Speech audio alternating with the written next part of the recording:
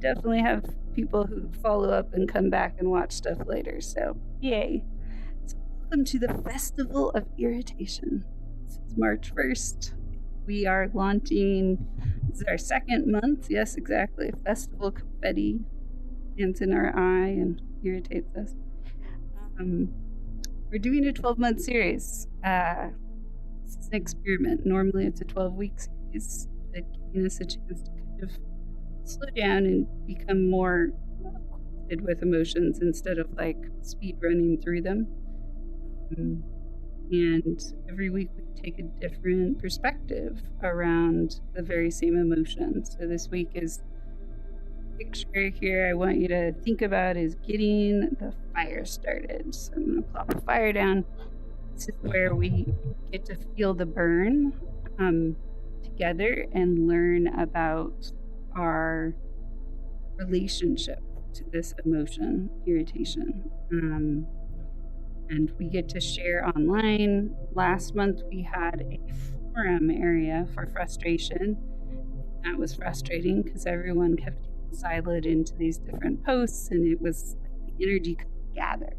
So this month it's more messy. We just have a single channel for irritation. And, so it's going to be irritating for some people to try to catch up and understand what's going on.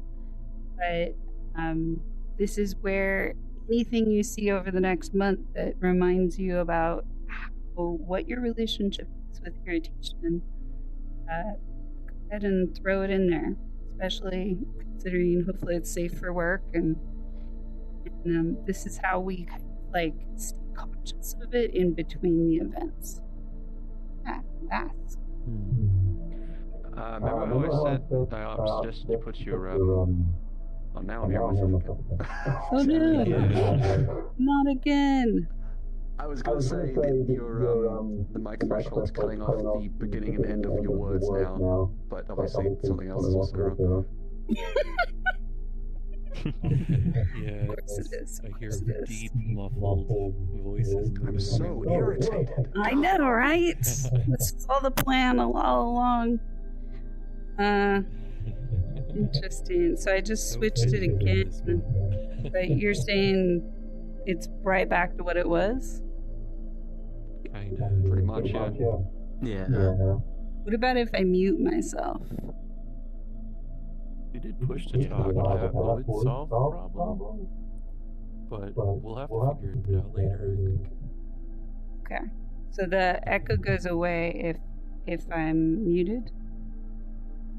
Yes, Yeah, because yeah. your mic is broadcasting sound from your speakers, so we hear it getting picked up.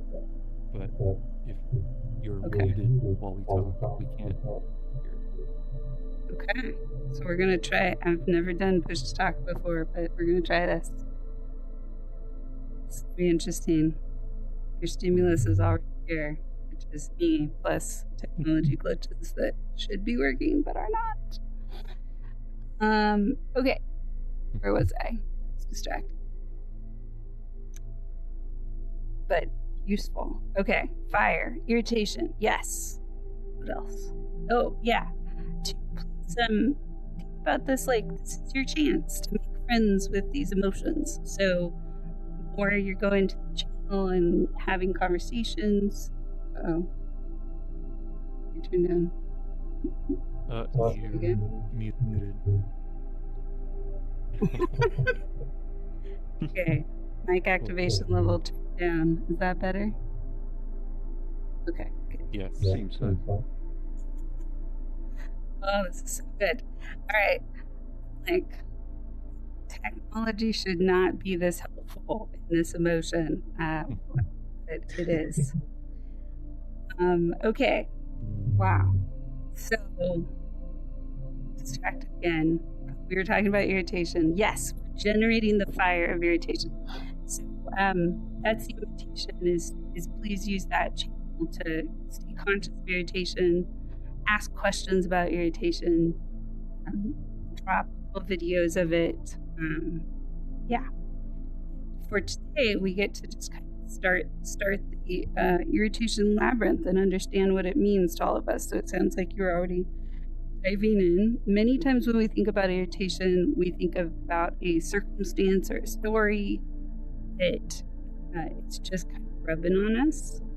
And I have a different frame of that. I think irritation is almost like a symptom of a lot of different pressures, and it's just that place where it's cracking edge.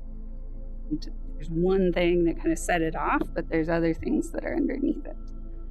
So, but to start that today, we first get to do our kind of like, you don't have to like pretend you're irritated if you're not feeling irritated. The first part of this is actually just getting out any uncomfortable emotion that you might be feeling.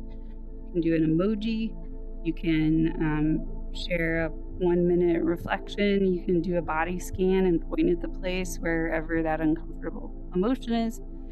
This is like getting ourselves present before we try to explore one corner that you might not be in. You might be feeling zen and sad today or something. So we don't want to force emotions here. We want to like first acknowledge what is there and then move into understanding something that commonly shows up, if not right now, which is irritation.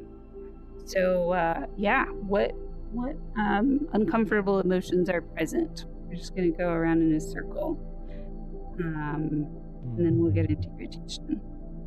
So who wants to start?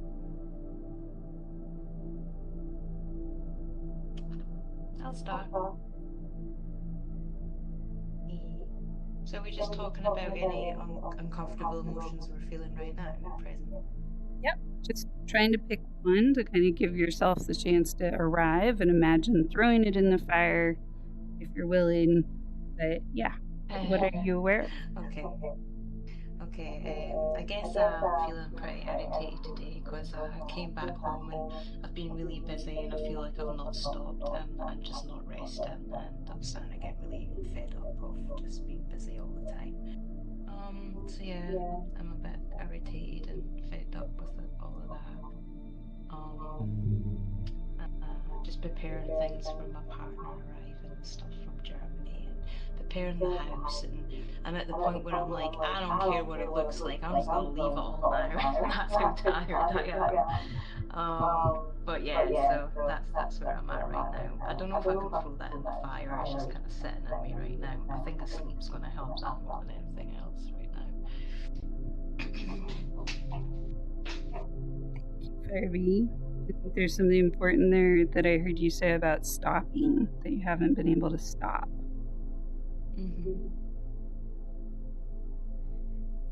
That also reminds me that we didn't do norms. I'm so discombobulated from our tripping entrance today. I think maybe we'll pair it up if it doesn't feel too complicated, naming one uncomfortable emotion with one norm that will help you build healthy community today. And not to put you on the spot, Firebee, but do you have a norm that you think would help you participate in a healthy way today, or would help us all support even you? What's a norm? I don't understand what you mean by that. Yeah, somebody want to chime in about what are norms?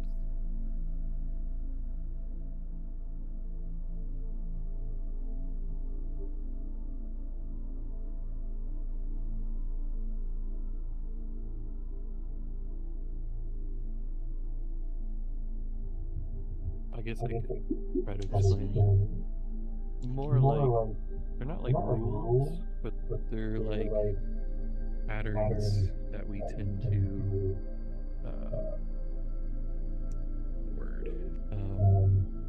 they're things that we tend to do around social situations that kind of are unconscious in a lot of ways, but are things that we appreciate and are things that we want to see more of. Things that, help us connect together, but are, what's the word? They're not usually something that you're just kind of enforcing, it's more subconscious than that. That's a good way to put it. Yeah, I'm it's still a about. little bit confused. Like, It's okay. I know what social norms and stuff are, but I'm confused how I'm meant to go about putting down a social norm right now. Mm. Sure. So one norm is we put ourselves on orange.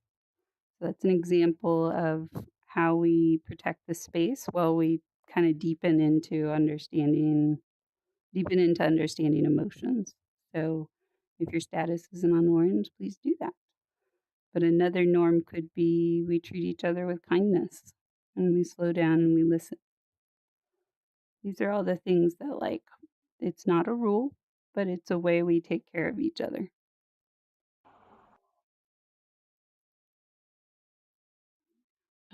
My brain is just not working on this level right now. I can't think of it. Like I know norms, but my brain doesn't want to grab it out. It's feeling too tired for this right now. Like to grab the norm out. Yeah, it's tough. Okay.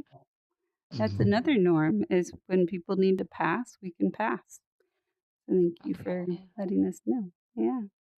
All right. Jose or Bass, who would like to go next? One uncomfortable emotion and one norm. I can go first if you like.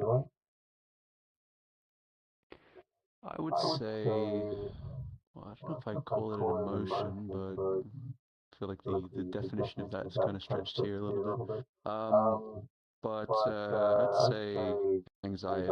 I always feel anxiety. Sometimes more, sometimes less. But recently, I've had to struggle with that a lot. I've had to push myself to do things that bring me a lot of anxiety. Um, they're good things. I don't regret doing any of them, but yeah, I think that's an irritator for me right now is my levels of anxiety.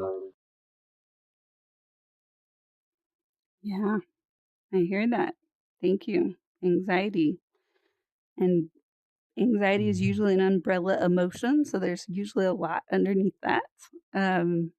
The beginning awareness is usually I feel anxious for people. Like how much can I be aware and how helpful is that?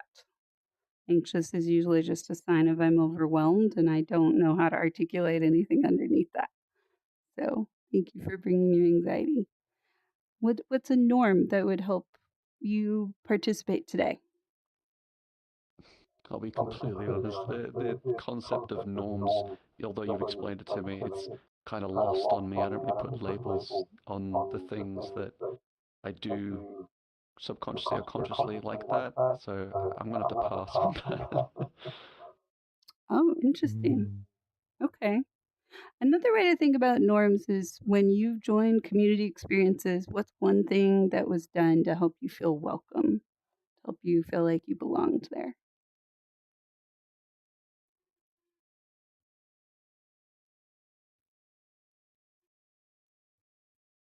Oh, you waiting on me? I thought I said, wait. Oh, yeah. said, Well, just I said I'll letting pass. people rest that. Yeah. It's not something I get. Mm. Okay. Gotcha. All right. Well, it looks like we're going to the left here. So, Frofidor, what's one uncomfortable emotion Mm. and a norm, hopefully?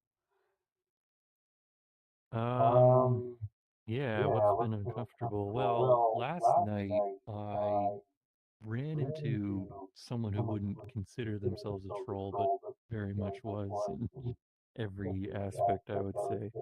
Um, if it wasn't for the people around me that were able to kind of keep things a bit more grounded, I probably would have just outright blocked this person for all the uncomfortable things that they were doing, kind of like almost every sentence they were speaking.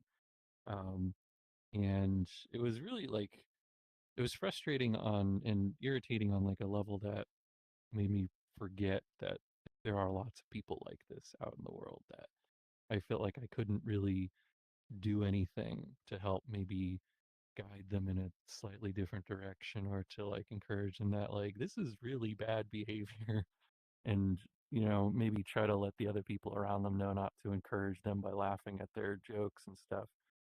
um but it was a bit secluded and off to the side, and there was a recognition that yeah, this is really really weird, but it wasn't sort of like, I don't know, I was feeling like I should have been able to have done more to educate people, but I'm realizing I'm still kind of behind in my complete understanding of a lot of the things we teach at Bridge Makers. So it probably could have gone a lot worse, but yeah, it was a little it was a bit irritating, I'd say. So and as for norms, well, we always appreciate if someone has to leave, that they'll say, "Oh, I have to go," rather than just completely vanishing on the spot. And we have to just guess and assume that, maybe they lost power or something. And also, when people join, we like to say hello to acknowledge that they're part of the space that we're in. So that's a norm that I appreciate. That does sound irritating last night, but yeah. And the hello goodbye is a really important one. Because it helps us stay human with each other, even when we're feeling irritated or whatever else. Yeah. So thank you for remembering that one. All right, Mary.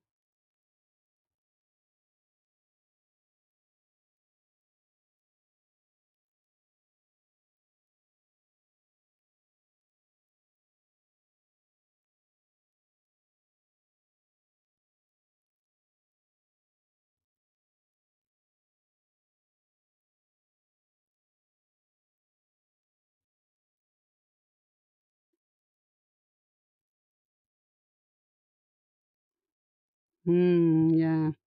We were troubleshooting this right before we came in today. It's amazing what a difference it is. Who is on quest today? I never can quite read that. Okay. Yeah, it is really hard to make worlds run well on quest. Thank you. Frustration is tough around that because saying you're not listening to me is the technology is not listening to us.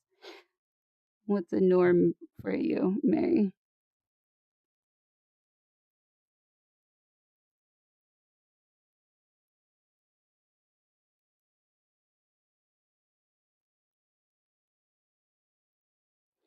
Yeah, no substance use.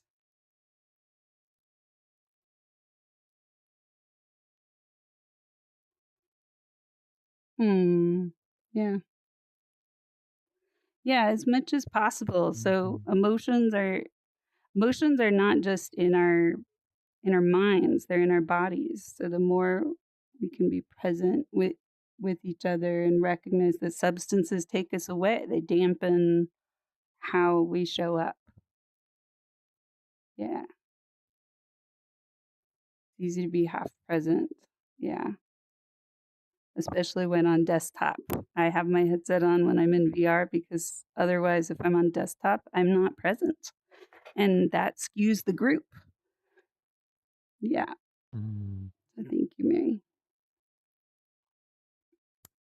Okay. And Crescent, I think you were starting to go before before we thinking if I should do this one too, because I feel like I've done both directions. You all know that irritation is my jam today, and the norm of being on orange was my contribution. So your turn. What's an uncomfortable emotion and a norm? Uh-oh, it's my turn. I think I guess an irritation, like a frustration for me. I kind of mentioned it a little bit earlier, so I'll kind of recap. Like in my life, I have a lot of obligations and things that I need to take care of. And like more recently, a lot of my life has kind of hit me all at once, and it's like I need to be on top of it all and handle it. Otherwise, like I'm not progressing forward in life, but I also have to take care of a lot of other people and take care of a lot of things as well. And sometimes I might not do things as well as I should be for a lot of cases, but like if I drop the ball on one, then I'm kind of dropping the ball on everything else as well. And so it's a lot of frustration there we go. It's a lot of frustration in the sense of like, there's things that I want to do, and then there's responsibilities that I have to do. And I kind of have to find a balance between the two, but it's a bit difficult in my current position in life. And for norms, I think kind of bouncing off of what Mary said, that I think the being present thing is also, for me, that's a big help. Mm.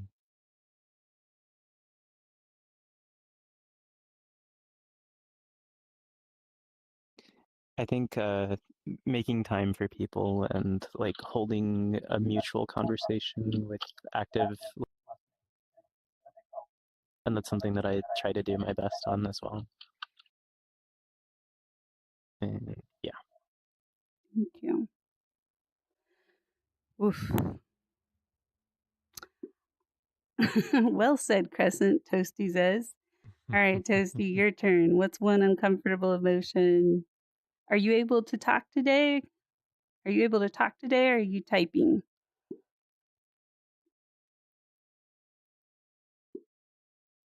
Okay, thank you. Mic check. Can you? Yay! Can you hear me? Yes. You're all good. Okay, perfect. Sorry, I came in I guess a little bit late earlier, but I just found out about this event and I joined the group just yesterday, so Glad you're a here. little bit of catch up. You're doing great. Yeah, I appreciate it. Thank you, thank you. In terms of an irritation, I would say when I'm given plans that are very vague and you don't really set an expectation of what I should expect. Like when it starts, how long is it supposed to go on for? And it could be a hangout, it could be something formal, like a meeting. And I feel like uh, making sure that everyone shares the same expectations of what to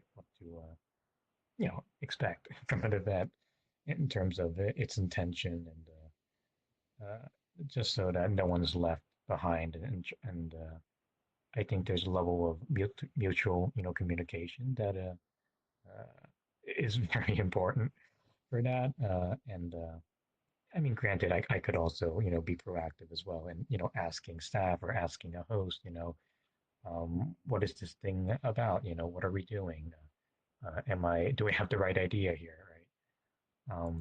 And I would just say that the norm that is affected by that is just shared expectations and just having clear communication. That's about it. Yeah. Yeah, that one comes up for community leaders and moderators. That's a big one. Communicating in VR is like both playing the game of telephone with a yarn and a can, and it's also like this very complex web of multi-level communication, async on Discord and in person, and it's miraculous we ever actually reach anybody with effective communication. There's so many ways for it to go wrong. But yeah, keeping it simple and setting expectations can help. It can set at least the boundaries of it. Yeah. Thank you. And yeah, glad you're here. Jose, your turn. I don't know if this is an emotion, but I am feeling kind of tired and drained and with no energy. Probably because of poor sleep. So the one of the norms is to RSVP for events. Yeah, exactly. And I'm sorry to hear you didn't get good sleep. Tired and drained. Irritation is definitely connected to the feeling of drained sometimes. It can feel like we've been disappointed or we've been punctured in some way with irritation. And then we're just losing all our energy around coping with that. So that might not be the source for you, but you're tired and drained is welcome here. I'm glad you're here. Okay. Oh, self-triggered irritation. Why didn't I sleep? Yeah, exactly. Yeah. Yeah, there's a lot of energy that we kind of are always having to make decisions in our bodies and our minds of like, how much do I actually share of this energy coming through me? Like, what do I say about it? If I don't say something, does it make things worse in our communication? And so we want to tell a story, but we don't want the story to make things even more inflamed, especially with irritation.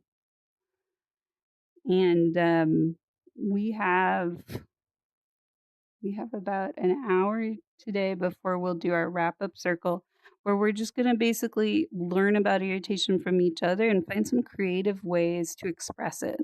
So, one of the ways you might think about showing irritation in VR today is look at the functions of your avatars, and you can change size in your avatars to indicate how irritated you're feeling right now. Or you might have a different avatar that embodies irritation, that you could switch into and tell a little story around. But one of the things that we have to keep asking ourselves is, how much can people feel or see this emotion on me in this place where I like to be social and I like to connect? And if they can't feel or see it from me, then how do they respond to it if they don't know it's there? And how much can that make the emotion bigger and more intense? And so, even if you don't have an avatar that you want to try changing sizes around, etc., or show a different feature inside, even finding one story of how irritation might be a creature in your life or a color, that can kind of help anchor it as a relationship instead of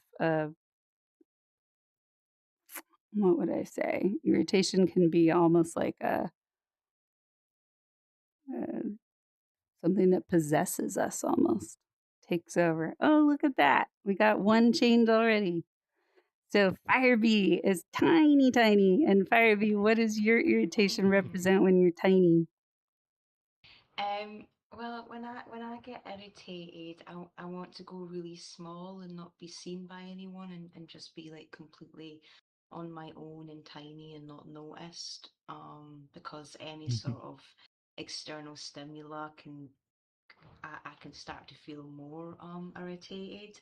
So yeah, I just basically want to hide when I feel like this, which is actually really close to how I feel when I'm frustrated as well. So I just seem to want to hide all the time when I have these icky emotions come up. Oh, thank you for sharing that. Yeah, frustration is definitely the cousin to irritation, right? So it can feel, when we don't have a lot of people around us that embrace those emotions as part of who we are, it can feel like my irritation could start an actual fire with someone else, or my frustration. So the only safe thing to do is get away to feel my feelings on my own. Yeah. Yeah. Does it feel different to be smaller now that you made yourself tiny? I do actually feel better being smaller. Yeah. Ah, there we go. Yeah. This is Yeah. one of the That's most interesting. important parts when we're practicing emotional fluency, is not just leaning into the emotion, but learning how to be present and reduce the volume on it, right? Because otherwise we're just traumatizing ourselves with emotions. We don't need to like overdose on these emotions. We're just sampling them today. So I'm really glad you found a different size that felt better for you. Yeah. Yeah, me too. And so I'm curious, what else is here, as far as, doesn't have to be an avatar shift if you're not comfortable with that, but it could be a story of irritation. It could be a creature that represents irritation for you. Yeah, Bass.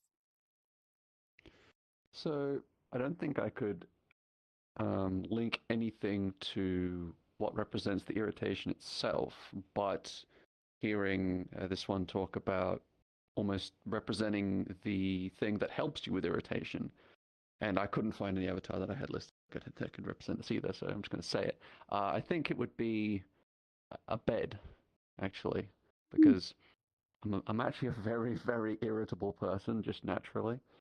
And one of the only ways I find that I can, what do you call it? That I can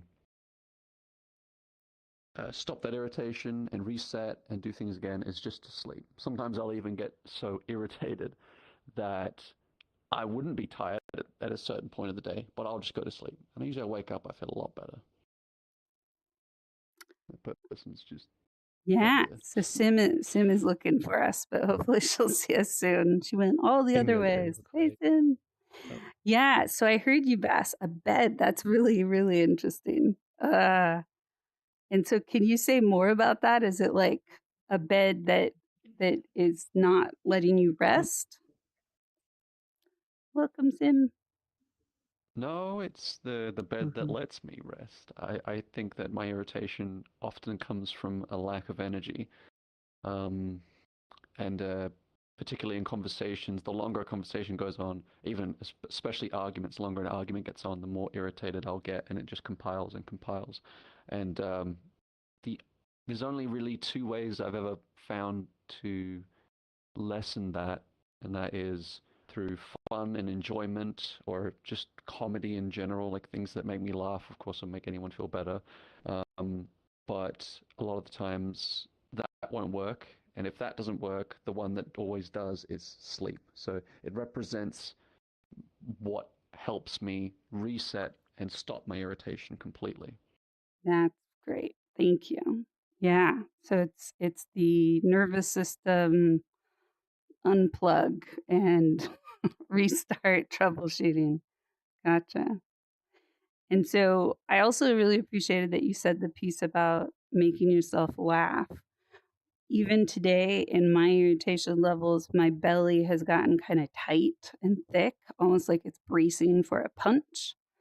And so, what you helped me remember about myself is that that's exactly right, is that we have a shorter and shorter fuse with irritation as our body locks up and our nervous system says, you can't last through this moment much longer. And so, ways to bypass that is to grow the vibration back into the belly.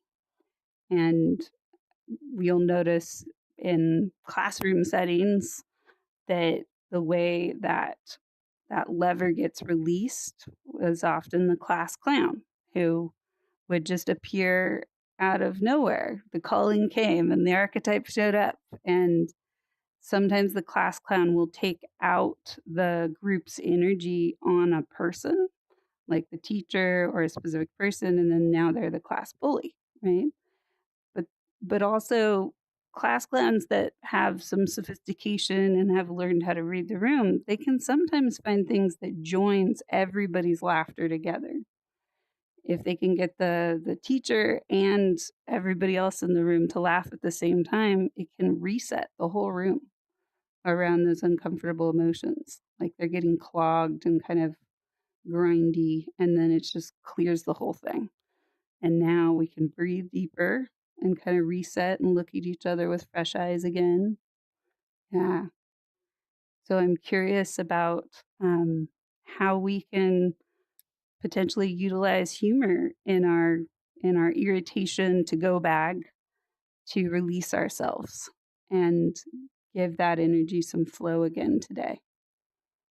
I almost am picturing an avatar with a bed that tells jokes or something. I don't know. Yeah, something like that. Bad dad jokes bed, something like that. No, I think that would make me more irritated, actually. And yet, I just told a joke and you laughed, right? So we released a little bit there. It wasn't a dad joke, though. It wasn't, but it was a joke about bad dad jokes. So this is the piece, right? Like, can we find the absurdity right outside the place where it would just be irritating again? And that's what I actually really appreciate about humor. Is humor? I'm still recovering from it, but I got a whole bunch of the AI machines to explain and teach me about humor, and it felt like learning how sausages are made. I didn't laugh very much for at least a week after that because I was just so like mesmerized but horrified at like how humor is just this very simple kind of biological hack we do to kind of get off of the frequency we're on. It's coiling, it's too intense and whatever. And humor is just a release valve that's kind of hacking our brain to make us feel a little ticklish in the place we might have doubled down and really escalated. So I'm seeing it as way more like a pressure valve these days. I am seeing it as like fun, but it's still fun. I just don't look forward to it the same way. So I don't necessarily recommend asking AI how humor works because it killed it a little for me. Oh, did we lose Toasty? Okay, so what are other stories? Avatar, size, or metaphor for irritation?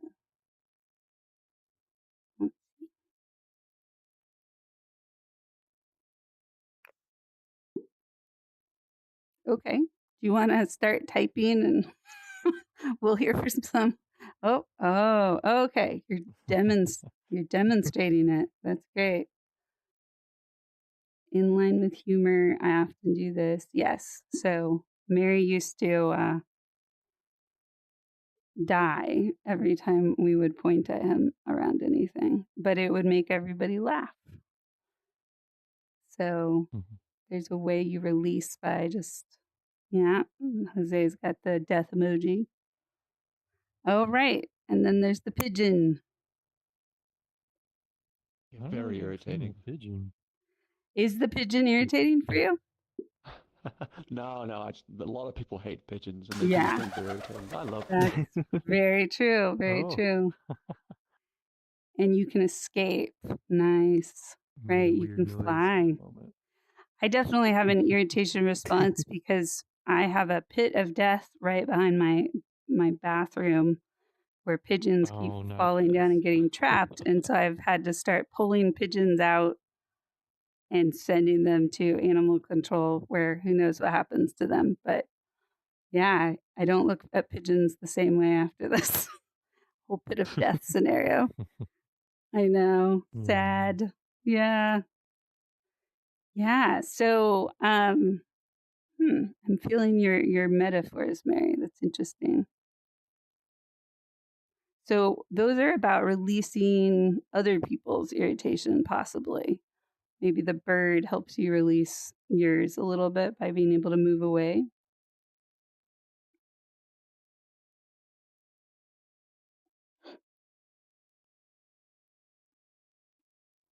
Nice. You die as a human, you turn into a pigeon, and you fly away. That's your cycle.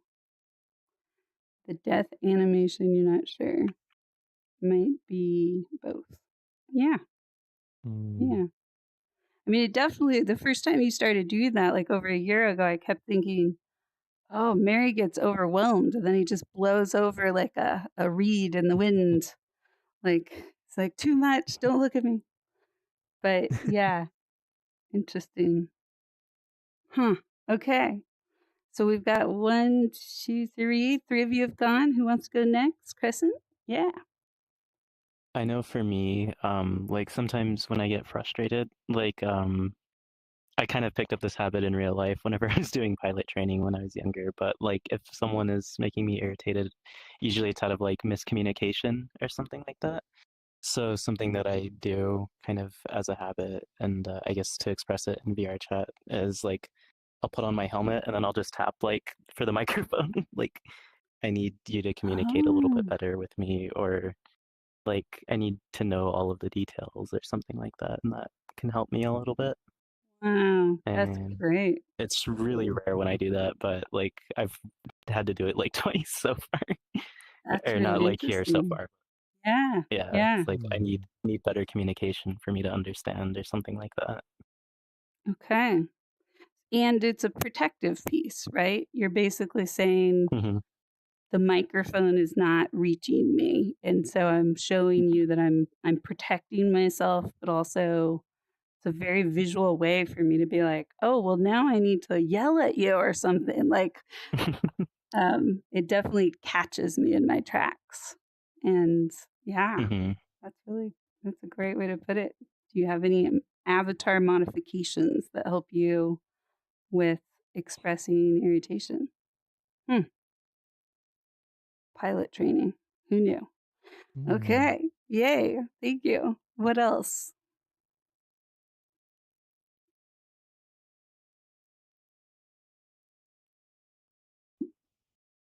Just to make sure, what is the question that we're answering? Yeah. So, how do we express irritation so other people know that we're irritated? And also, how do we maybe use our visuals or avatars to change our relationship with irritation? So, like, Firebee got really tiny and then realized this actually feels better. This reduces the sense of being irritated. And so, do you have any examples of what irritation means for you and how you work with it in here so people know that you're activated if that's true? So it's only limited to VR. It doesn't have to be, but just because we're in here, I'm asking us to try it here. This is a time to play around with that.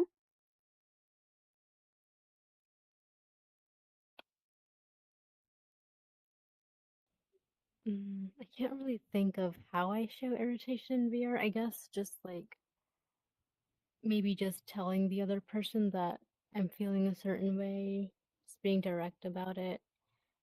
Because sometimes it's hard for me to even like showcase that emotion, especially in real life. Because I usually don't want to I'm not a very confrontational person. That I don't want to hurt people's feelings either. So I try to avoid feelings of irritation towards like other people.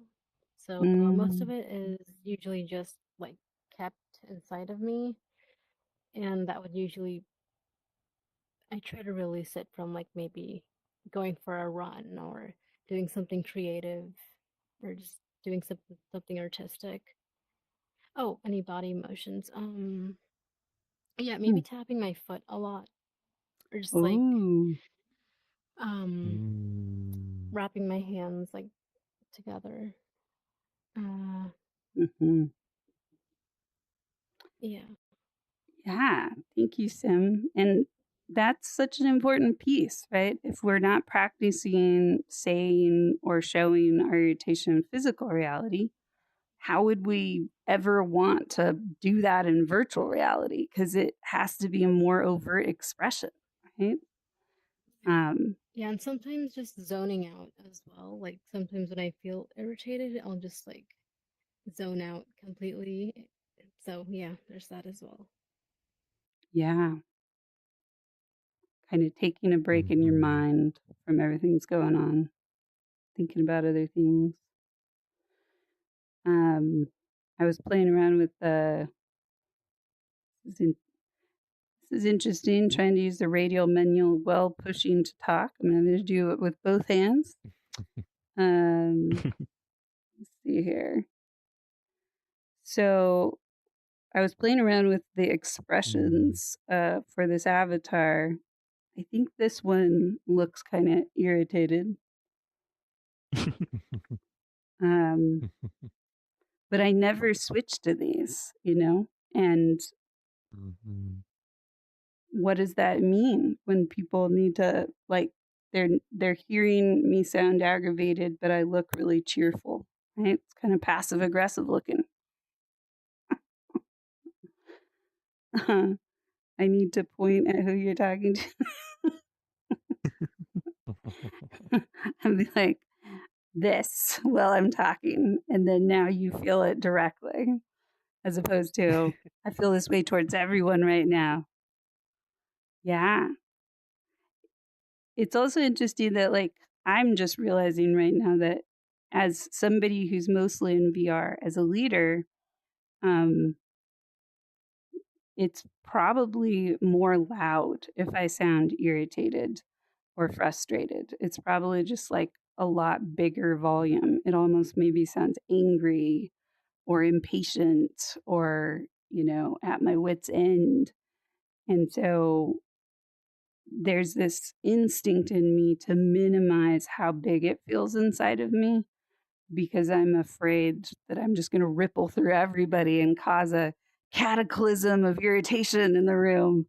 And then everyone's just going to jump off and spawn out. And I'm going to be like, I broke the group. So, yeah, that also the incongruence between how I sound and how I look probably is louder too. Would you believe my avatar when it's only ever cheerful looking?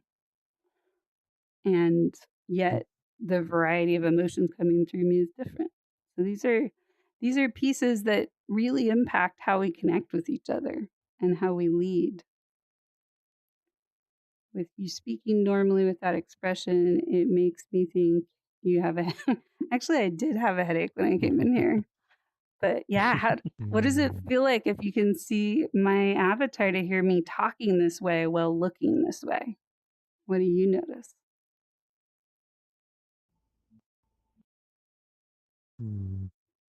Yeah, It's like Crescent. you don't want to be here. Oh, interesting. Yeah, I was gonna say it feels a little bit more like directed, I guess. Like, Mm, I think that's the yeah, best way to put it. yeah. So there's a contagion happening here, right? Where everybody feels like, hey, you looks like that because of me. And I'm just trying to figure out why. And at this point, if we weren't talking about this, I would have already forgotten that I switched it to this, right? Yeah. Huh. Going to take that off. Okay. Irritation off. What about Jose or Toasty? What are your metaphors or avatar expressions to show irritation?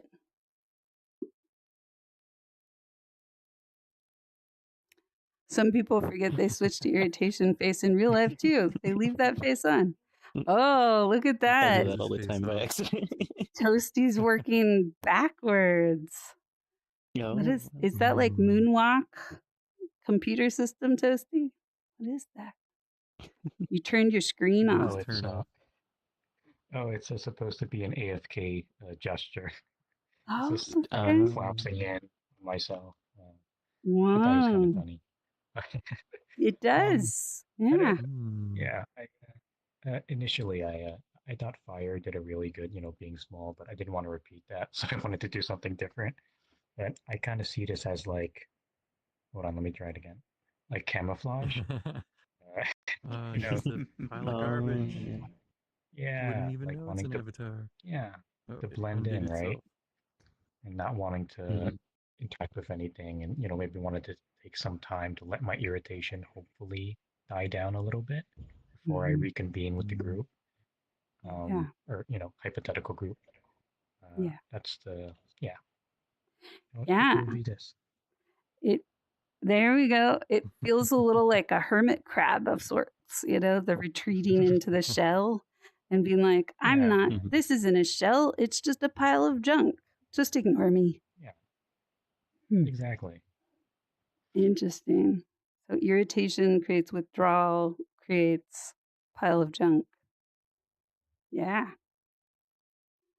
You may, I don't know if that's your actual avatar, but it'd be cool if you had like a recycling, little icon above your head. Like, I'm just recycling. Please hold. Doing system updates. Yeah. Unfortunately, it's not my avatar. It's just one that I found from the default home world next to the mirror VR chat. So cute. It was one of the. Yeah. Yes. The face is awesome. I love how it emotes. Like I'm just watching as it seeing what the face move in the screen, and I'm like, I love that. That's cool. Yeah. The way it bounces around in the frame, yeah, I like that. Maybe we all need emoji faces. Okay, so Jose, do you have some reflection here?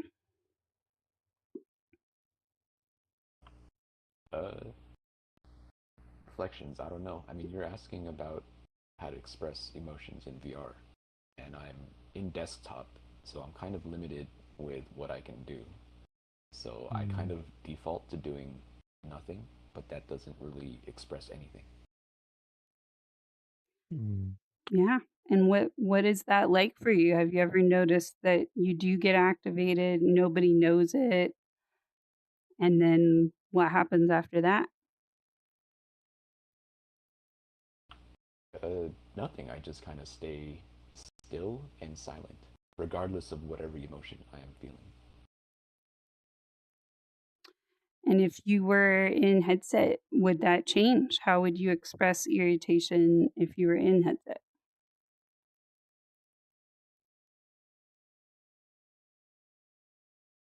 I don't know, but if I was trying to get somebody to stop, I would probably walk closer to them. Now I got something. So say more about that, because that is something you could do on desktop too. It's interesting you only thought about that in headset.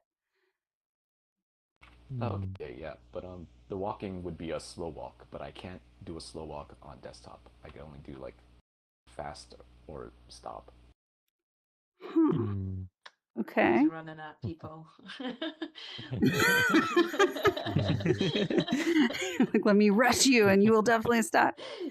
So slow walk towards people reduces how irritating they're being towards you. I'm so curious about that. How did you learn that, or what's an example of when that happened? So I've actually never done that, but I've been on the receiving end of somebody slow walking away from me, and that felt really intense. Interesting. Yeah. Yeah. I was going to say if... Oh, actually, no, continue. Sorry. No, this is great. Go ahead, Frofidor. I mean, I feel like I would be the exact opposite. I tend to like back away when I just don't want to be near someone that is being really irritated, and I just would, I'm just going to be over here. And, if there's other people, they can deal with the problem. So Yeah. it's very opposite to what Jose would do. Yeah. His VR Well, scenario. this is that idea of the push-pull of relationship, the dance, right? And sometimes if I decide I can slowly move towards somebody, and just kind of test to see if I'm closer to you, do you get less of whatever I'm feeling fear around? And then I can also experiment with moving back a little bit and, yeah, pushing a trolley, Mary says. Almost kind of like fight or flight. If I push and then stop the trolley, keep moving away, keeps moving away. Yeah. Huh. Trying to picture that. Yeah. So basically, when we can't communicate with these semi-mild emotions in here, we're going to have a lot more fractures in our connections. And if we don't practice in physical reality saying the words, I am irritated, it's going to make us much harder to type it if we're communicating online, which is the second way we communicate in these communities we interact through VR, is then we'll go online and chat to each other async. And if we can't say it out loud in physical reality, we're less likely to type it, which means by the time we get into these masks, basically, that are hiding a lot of that stuff, which can feel safer initially because it's like, yes, I'm always polished. I can have my own responses and not have to think about how you're feeling me say anything. But ultimately, it can be really isolating, and it can feel like these people don't really care about me because they don't really want to know how I am, and they're not really picking up on how I'm feeling right now. I don't like this. So it's worth asking if you were going to give a goal for yourself to make a new relationship with irritation this month. If you were to allow for the possibility that irritation is not the problem, it's a symptom that there are some problems. But naming it allows us to go into dialogue around it instead of just kind of pushing it away over and over until the person goes away or until we go away. What would be your goal? How would you build a new relationship with irritation in the next month? What do you wish could happen? Is there somebody you admire in your life and how they hold irritation that you're like, I'd like to be more like that? And here's one behavior I see. Yeah, Bass. Okay, I was stumped on what to say until you mentioned specifically, is there somebody that you know of that handles irritation in a really cool way? And then I instantly thought about, there's a particular streamer that I adore. I watch so many of his streams, and part of it is just because he's a hilarious guy, but another part of it is he puts himself into situations that I would find unbelievably irritating, interacting with sometimes very irritating people, but I've never ever witnessed him be genuinely upset at them or to be at all negative. He always takes something that I would see as negative and flips it in real time to something positive. And he does that via just either making a joke out of it or seeing the fun in it. Or if it's beyond what he can turn into something positive, he's very, very quick and efficient at removing himself from the situation and just continuing on like it never happened. Mm-hmm. Wow. So if I had a goal, I'd love to be like that, but yeah. that's probably just him. That's the top bar, right? Yeah, it is. We have a subgroup that's kind of dormant most of the time, but every once in a while I'll pull everyone together to go on a world hop and check in and hear the updates. Something called Heart Ninjas, and they're really good being around trolls and troll behavior. It's like they're immune to it. It's like whatever reality I'm in and they're in are not the same layers, and so all that, like, I don't know, sparks and wind and that can happen around disruptive forces just kind of blows around them, and they're just like dancing in the wind and totally moving through it. It's a stunning demonstration of how some people can just not pick up or feel the impact of really aggravating situations.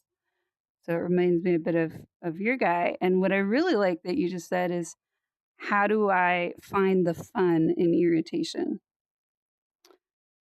I've been thinking a lot about the metaphor of getting a tattoo, which is not a metaphor for most of you, but for me, it will probably only ever be a metaphor. I have no tattoos. I admire people who have tattoos. Is anybody here willing to admit or say they have a tattoo? I also Barbie. admire tattoo people, I have but a I don't lot, have one.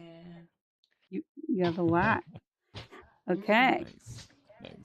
So what I admire about people who get tattoos is their commitment to wearing that with their body. Oh, bye, Sim. Hopefully that just was a crash. But yeah, that they are committed to a story. They're committed to a story on their body that they're going to stick with, right?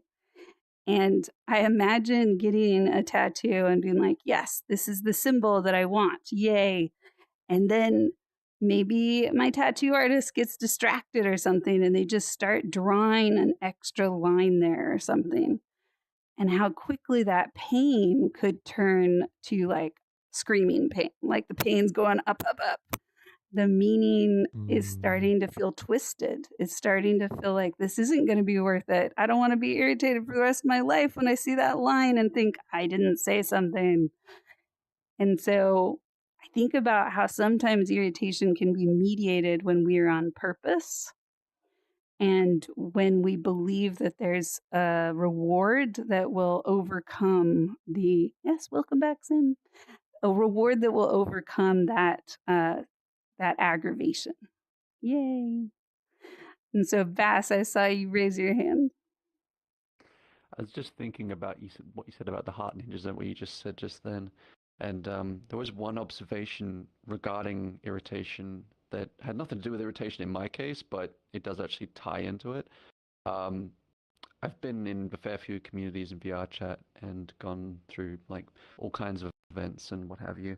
And during those times, during those events, I found that this was not on purpose. It was totally just by circumstance. But I found myself being a lot more irritated or irritable when I was at these events. And that was my first real inquiry into VR chat. That was my first experience. I left VR chat for a long time. I've only recently come back and started doing it regularly again. But the difference being now without community at my back, at least. So I started joining worlds of other communities and public instances and stuff like that. And one of the weirdest things I noticed was it was way, way, way like my threshold for what I could tolerate was a lot higher. And I started thinking about like, why is that? Why does this stuff not irritate me now, but it did not long ago? And I've realized it's because of the expectations of the community itself that I was a part of, as well as the people that I was around. Like I could see something that wouldn't irritate me, but I knew it would irritate someone else. Therefore, I became irritated because their irritation would irritate me. It was a weird like feedback loop, and now that's gone. It's very weird to be in worlds seeing people like trolls and whatever that would have irritated me before, but now I just kind of people watch them. Like they don't really bother me. And I think that's a very interesting part of irritation is I think who you're around and who you're associating with at the time can impact how irritated you get or how quickly you can get irritated. I love that. I love that. Now irritation is less on the stake to be burned and more a friend that's in the room and actually telling us that we care about who's here. We care about how people are feeling. And sometimes that care becomes like fused. It's like, I can't stop caring about how you're feeling. And now that emotion is just passing back and forth between us. And I'm scared of you being more irritated. So now I'm more irritated for you before I see it. And now it's just like a burning fire through our root system that's going around. And so that break you took allowed you to come in with kind of a reset of, is this mine to feel with this person? Or can I let them be there and let me be here? Yeah, I would agree with that. That's pretty much the long and short of it. Yeah. And the other piece in this, which, you know, we are going to talk about this all month, so don't feel like you have to go grab your pens upstairs and take notes. You're welcome to if you want. But what we're doing this month, in addition to like learning about these emotions, is we're building our toolkits for how to respond differently. And then we get to experiment with that this month. And so asynchronous communication is one of the biggest things that's ever changed my life entirely. I need to go find the Radiolab episode that I probably have told some of you about. But it's this idea of, I'm not going to ignore that somebody's upset. One of the stories they tell in this episode is somebody who came to a party that was outside. People are sipping wine and they have a gun and they're going to rob everyone. And so people are frozen and they're nervous, and this person is feeling more and more escalated and waving the gun around. And the person closest to them that passes their bag around for everybody to put the wallets in the bag was just about to pour a glass of wine for themselves. They're standing next to the bar. And so they're all just kind of awkwardly waiting while everybody's collecting their wallets, right? And so they just like picked the wine up and poured not just a glass for themselves, but a glass for the robber.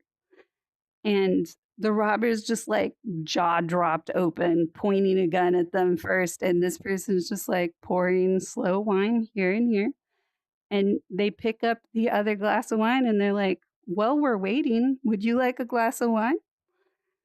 And the robber's like totally disoriented, but also has a free hand. And so grabs a glass of wine and takes a sip.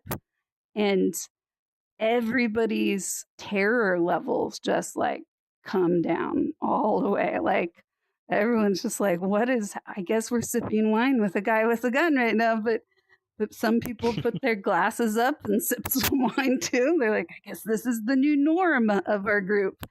And And finally, the wallets are gathered, they're handed to the robber, and the robber gently puts this glass down and says, "Thanks for the wine," and takes off. And they interviewed this person who went through this on their this podcast, and it woke me up to that person who was about to pour the wine was having a full adrenaline response. They were terrified. They weren't irritated. They were terrified. This felt like this could turn into a trigger happy moment where this person starts shooting. And so they weren't sitting there and just pretending it wasn't there, but they just realized, like, I don't like the awkwardness.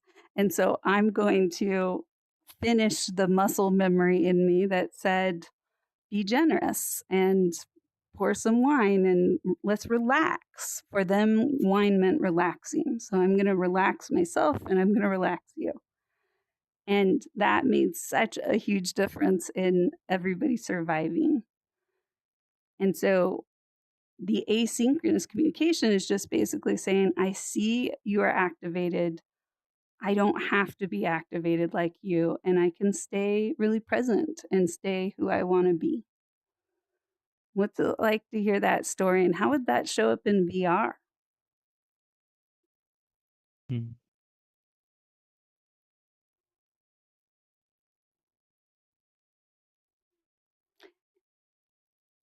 Mary says, I feel like I tell myself I'm not supposed to do that. Like I'm supposed to match their vibe. Yeah. So it can backfire, right? Sometimes when people are escalated or whatever, they can feel really invalidated by it, of being like, don't you see me here with this gun? Let me point it closer to you, right? Do you feel it now? It's just how attached they are to the terror. And if I remember correctly, in that particular story, the person said that they were reading signs on that robber's body, that they were feeling really awkward too. Like they weren't very experienced at this. This was a very scary, desperate moment. And so they kind of guessed that, like, they had a friend like this. They were just like, yeah, if I just give them an activity, then we're all like, they're not on the outside of us anymore. They belong with us.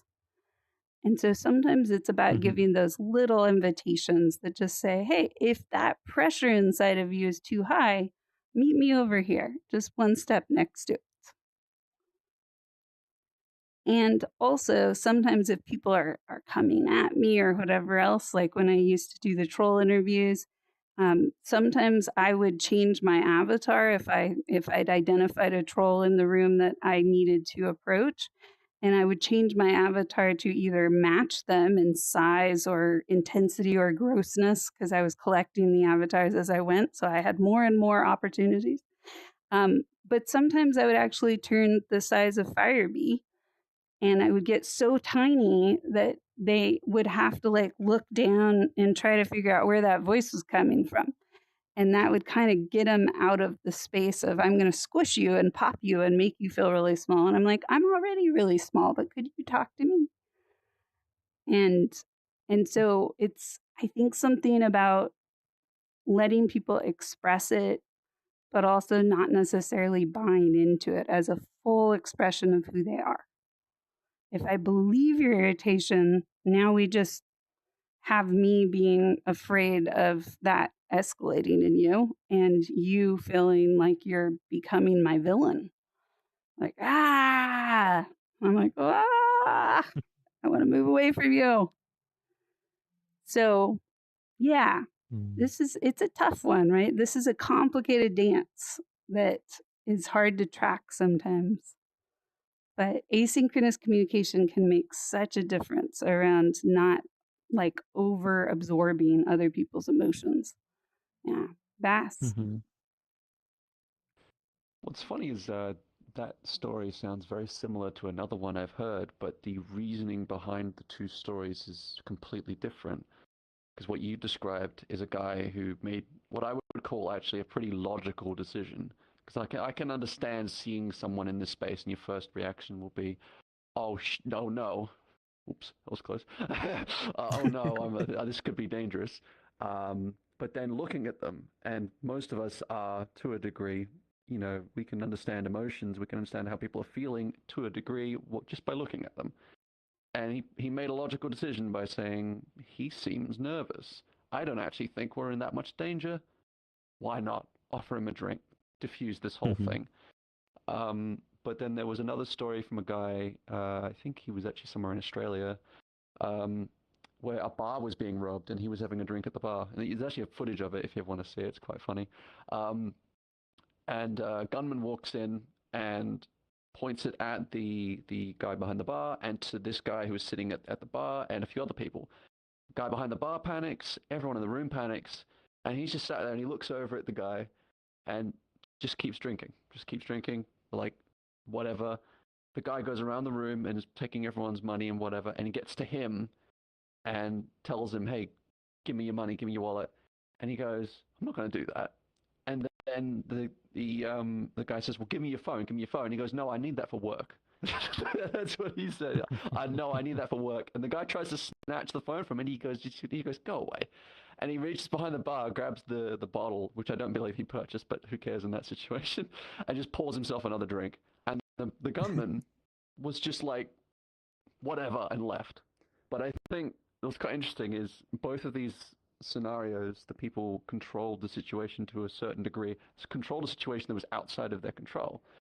But one was a logical decision that was a good one, and the other one was honestly, simply, the guy didn't care. He was more interested in his own space and how he was feeling, and he didn't want to validate this person who was effectively going to ruin that space, ruin that how he was feeling. He was like, no, I'm having a drink. I don't want to bother with this. This is none of my concern, which I think is quite interesting. Yeah, such a good story. Same thing, right? The asynchronous communication, but the communication was, I don't qualify as part of the group you are robbing. I did not come here to connect with people. I have work in the morning. Please go away. Like, that is my maintained rule for this space, whether you have a gun or not. Now, think about the communication of that, though. He was the last person the robber went to, right? And in this other story, the guy was the first person. And so if he was the first person the robber had gone to, and he says, no, I can't be bothered to recognize your gun, that would have been much more dangerous for him, because now the whole group is learning what their options are on how to respond to this. True. Yeah.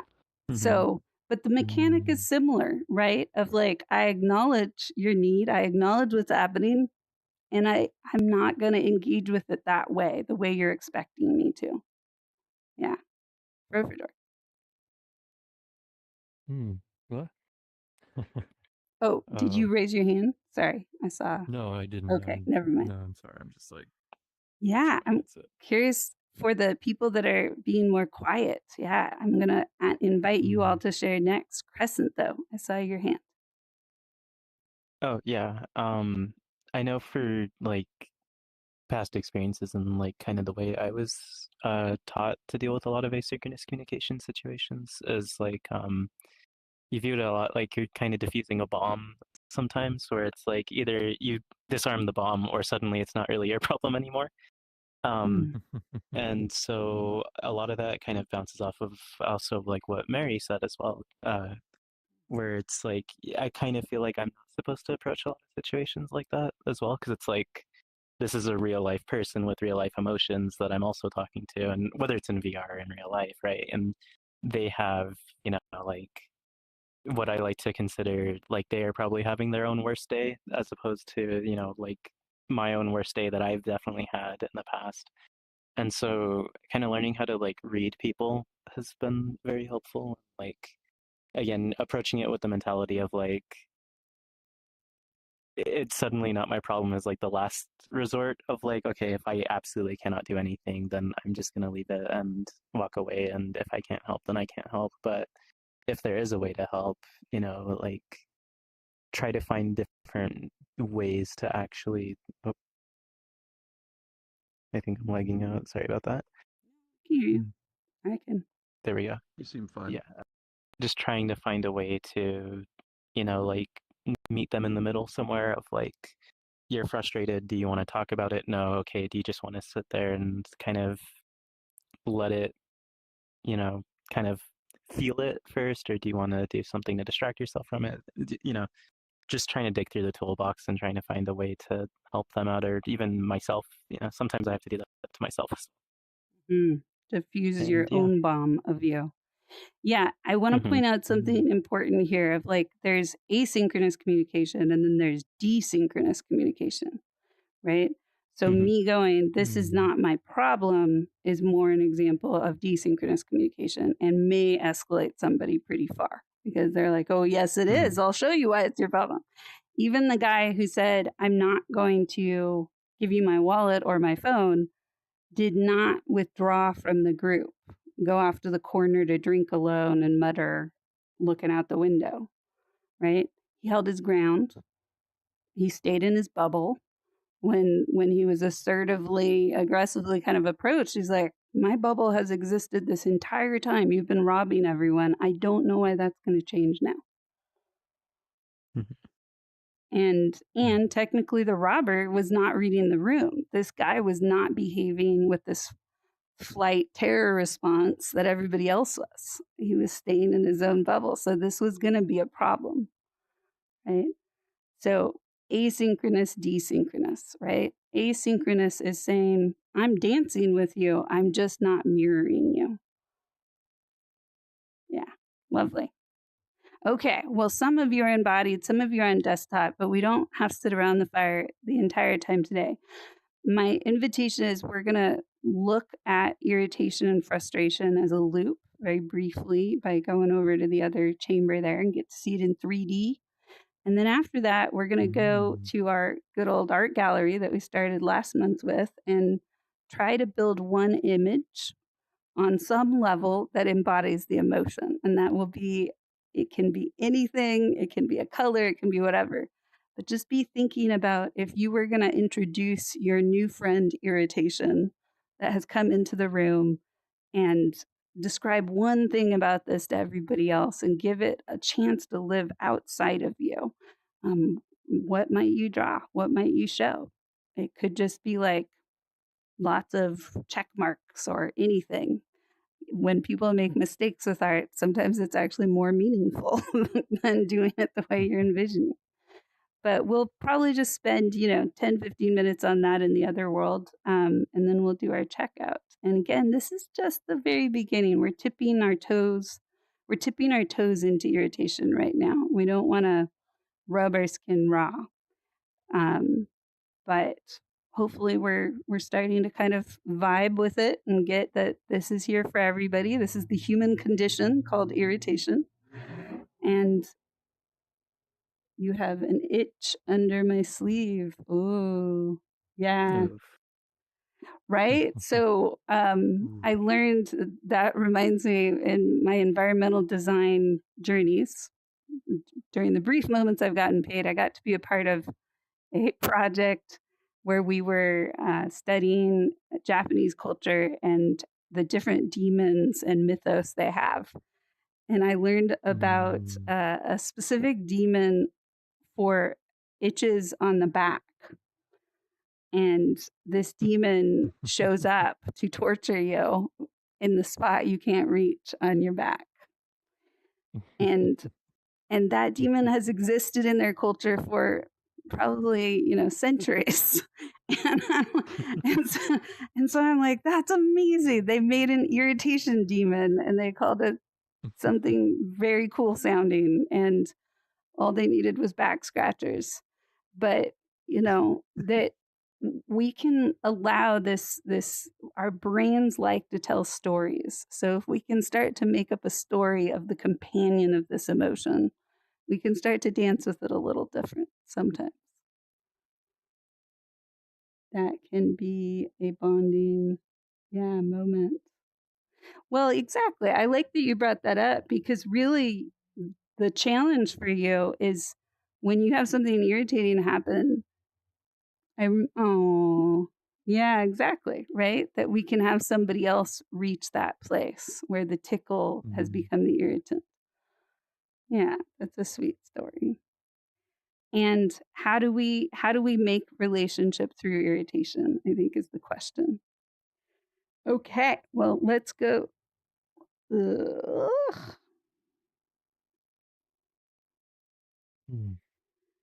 My microphone and navigating is crazy irritating. I'm like, yes, I win.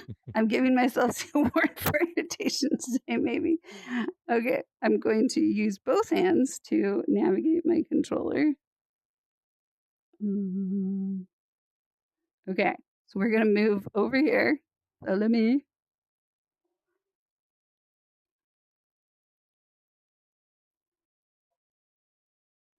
Okay.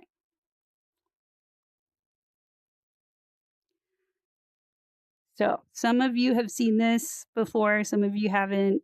This is a 2-hour workshop we normally do, and it is not something we're going to do today, but it is where we can start to realize that as human beings, this is all the time inside of us, is understanding where irritation begins. So you're going to see, if you have your world volume on, you can see the beginning of the sequence. And this is called the dot model. It's about deepening into the awareness of our conflict cycles, our conflict emotions. You can see this big dot here. I've been teaching this for about 10 years. It's based off of multiple social science and psychology models, but it's just a different synthesis that adds on this emotional fluency part. And the whole lesson here is about recognizing that in the very beginning, conflict is not something we think about. We have words for, we're not even breathing when conflict happens. It actually starts when we're in utero. We are responding to things in the external environment with conflict. We will kick if we're uncomfortable with what has been eaten. We will posture and sometimes protect ourselves if we're afraid.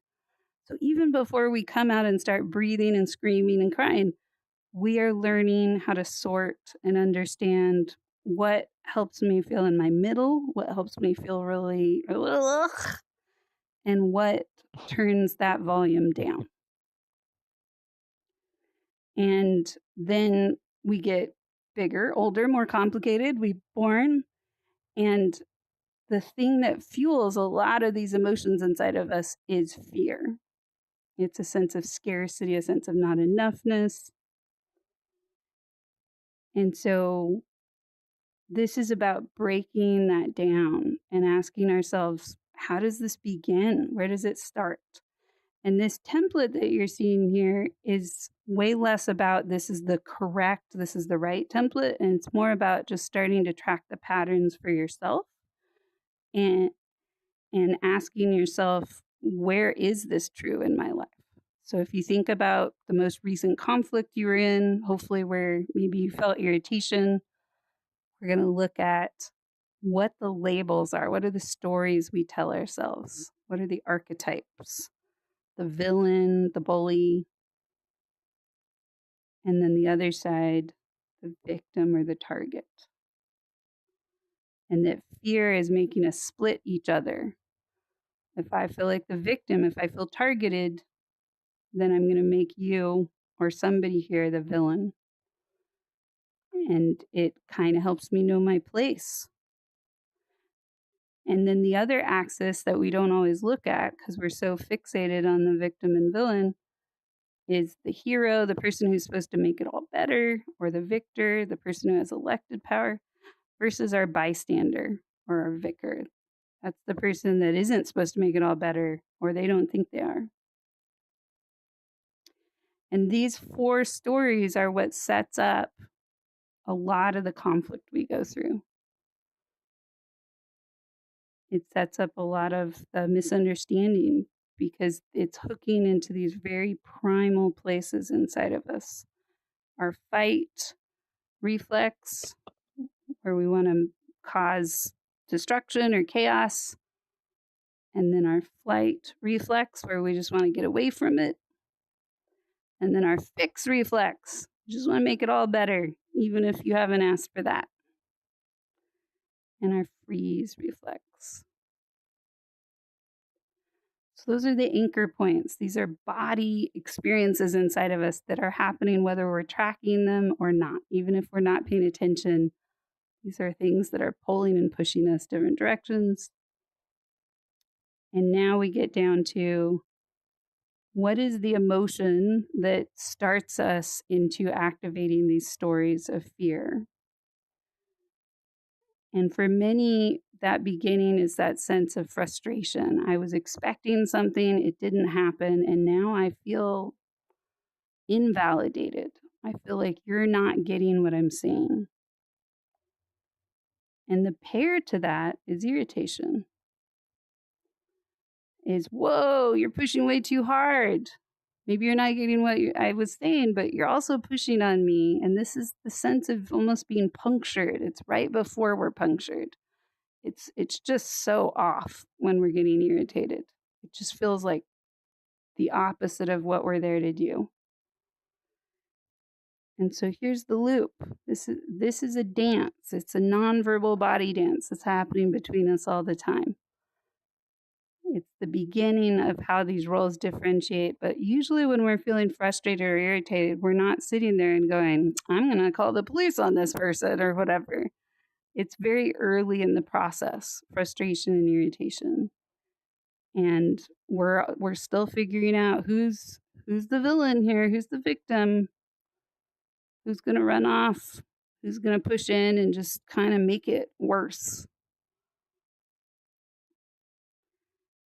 And so this is how far I wanted to get in this world today before we go to the other world. But this is a time where you get to jump in and say what this means. Don't feel like this is a precious thing you can break. Is there anything coming up? Anything up around seeing irritation and frustration collide into each other and switch sides? Little Confederates. What do you notice? What comes up? Any reflections? Yeah, Crescent, hop in here. Come talk I about guess kind of irritation. relevant. Yeah, I guess kind of relevant to like the model itself. So like something that, oh, there we go. So something in real life is like a lot of people, myself included, kind of expect irritation and frustration to come and play like a specific role in life. But similar to like the way this model is working, right? It's like a figure eight, and the frustration and irritation aren't necessarily merging into each other. They're actually bouncing off and then going around the loop. And I think that's kind of a good, whether that was intentional or not, I think that's a good way of also representing that frustration and irritation can kind of manifest and showcase in different ways in life, whether expected or other. Yeah. I love that you're picking up on that, because I think for the simplicity and trying to make this accessible for Quest users, the infinity loop was kind of like made so that it looks more flat. But the way I've always pictured this is it's actually like a torus that's kind of twisted and collapsed in on itself. And so those sides don't necessarily touch. They look like an infinity loop from one direction or the other, but they're really just playing a kind of chase of each other, like little electrons spinning, etc. And that sense of dissonance of being like, well, I'm irritated, well, I'm frustrated, is actually a belief inside that we are different. This is off because we have fundamental differences between us. So there's a leader in social VR that when I reach out to them, they work into almost every conversation that we have the fundamental difference between us. And they're like, oh, well, that must be it. That's why we're different. And I'm just like, oh, this poor human probably just spends their whole life irritated, and I'm just another irritant. So they're trying to reason out loud as to why we're not going to see or be able to support each other. Yeah. Bass. First off, that person you're talking about sounds really interesting. I kind of want to meet them. Oh yes. So this is kind of interesting. So this is painting it as if it is this way and only this way. But I'm wondering, is this like by this study how it always is, or can there be an instance where, say, there is two villains or two victims, or instead of having one be seen as like the bad guy, can there be just two or both bad guys or both victims that are just bouncing off of each other because they're frustrated? Amazing question. Rarely does anybody get to that question this early. So props to you on that. Yeah. So a secret of the villain is, especially at this stage, if you said, will the villain please raise their hand in the room? Nobody would raise their hand at this point. Like, neither of them believe they're the villain, right? If anything, they both feel like the victim. They both feel misunderstood and potentially misused, right? And so when you start to get constellations of people, they can absolutely hold multiple roles. And the more important part that I invite everybody to think about, which is partly why I try to tug you in the middle, there's a secret if you come into the middle and you look up at the screen, is that first, all four of these stories are inside of me. These are all my stories going on at the same time. It's just the direction I pick. But I am all four of these, right? And what I'll do is I'll externalize some of these onto someone else and be like, I have elected you are my hero today. You're going to fix all my problems. And now I'm going to tell you how I'm frustrated and irritated. And you might be going, oh, I don't feel like the hero. I feel like the bystander. I feel frozen hearing all your conflicts, right? So we're kind of role differentiating all the time with each other. And eventually we start to lock into those roles. And in that particular leader's example, I believe he sees me in between villain and bystander a lot of the time. And so he just doesn't know how to recognize me in my middle. And so he's looking for the polarity to define himself off of me. And more, I've learned how to just kind of sidestep that and be like, I'm sorry you feel that way. And also, let's get back to what we were talking about. Yeah. Yeah. Other observations looking at this.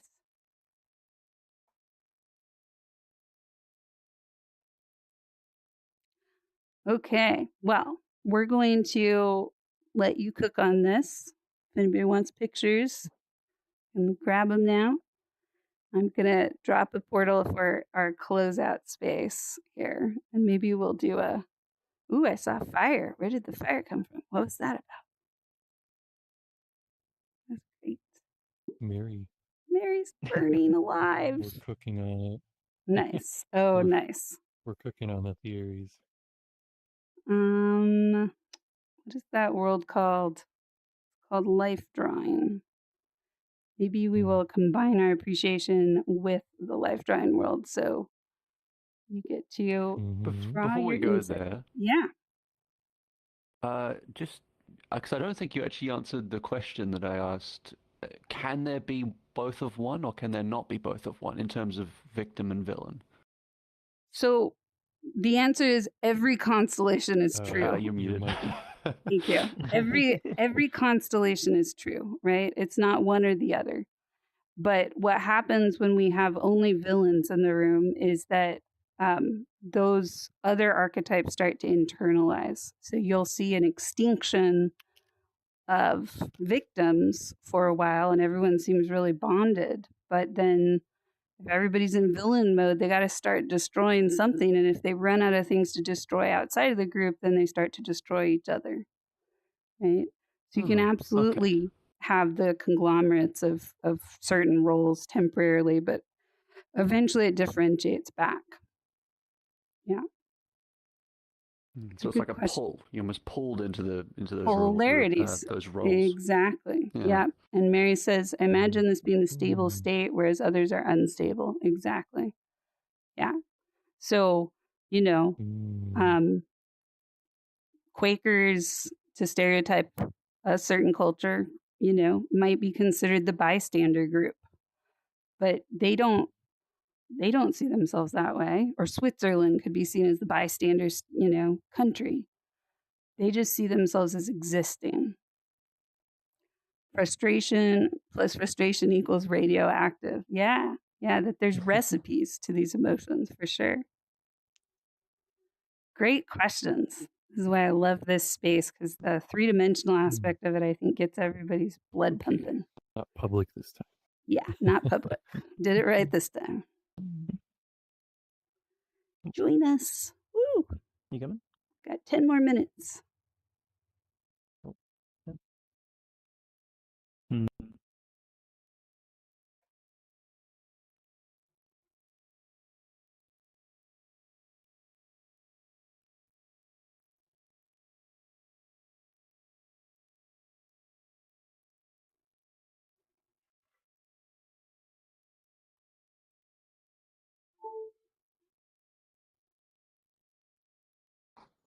Yay. Okay. So welcome. Even if you're on desktop, I encourage you to try to get at least a color on the canvas. If it's confusing for you on how to do this, feel free to ask questions. It usually starts to make sense if you just try, but tools don't always work. And so basically, you're just going to have about 5 minutes here to draw anything that helps you express or understand irritation. Something you've learned today, something you didn't get to share, but you want to remember for yourself. Yeah. Oh my God.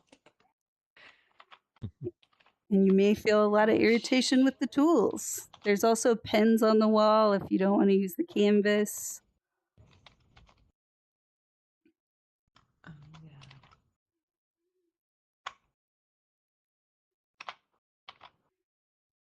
Wait, how do we switch colors again? So your menu presence here. Yay. Sim staying out for the rest? I think she went AFK. Okay, gotcha. She should be able to find the instance on and there's some canvases over here. So you can grab one of these. Nice. But yeah, changing colors, did you figure it out? No. Okay, changing colors. Let me grab one of these pens for a second so I can remember how to change colors. I know you can grab the. Oh, sorry. That's okay. You can grab the easel also. Oh, I see. Yeah. Okay. How do I change colors? Oh, changing colors with your trigger. If you pull your trigger, but if you're on desktop, I found it. Yes, I on- found it. Thank you. Oh. desktop might be a little more annoying, but I believe there's a way. I've seen people do it. Just even in black and white, it's okay. Just starting to sketch it a little bit.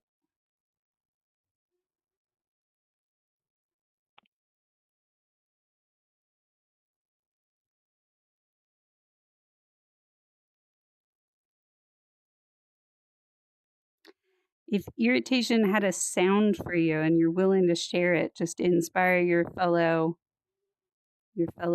artists, what would irritation sound like?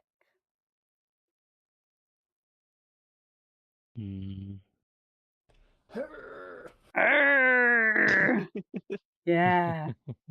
What are other It sounds sounds? like the Windows 11 notification noise whenever you take a screenshot and it asks you if you want to paste this to clipboard. Oh, yeah. Does it do that? Is there an eraser on this thing?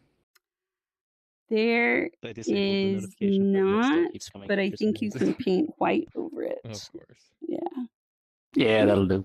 nice. So, Is this right? yeah, There can be really irritating electronic sounds. What else? There it is.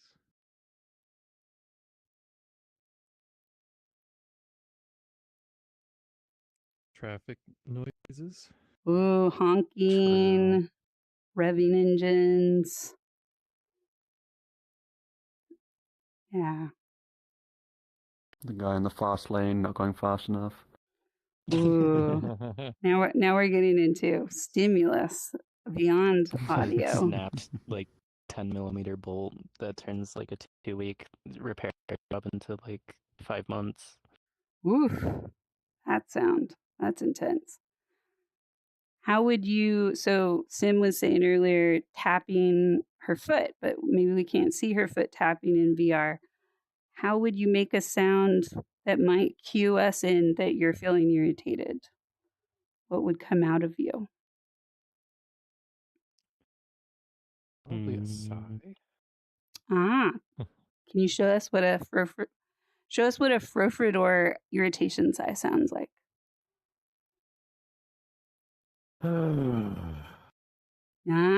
That is different. Yeah. Ah. Mm-hmm.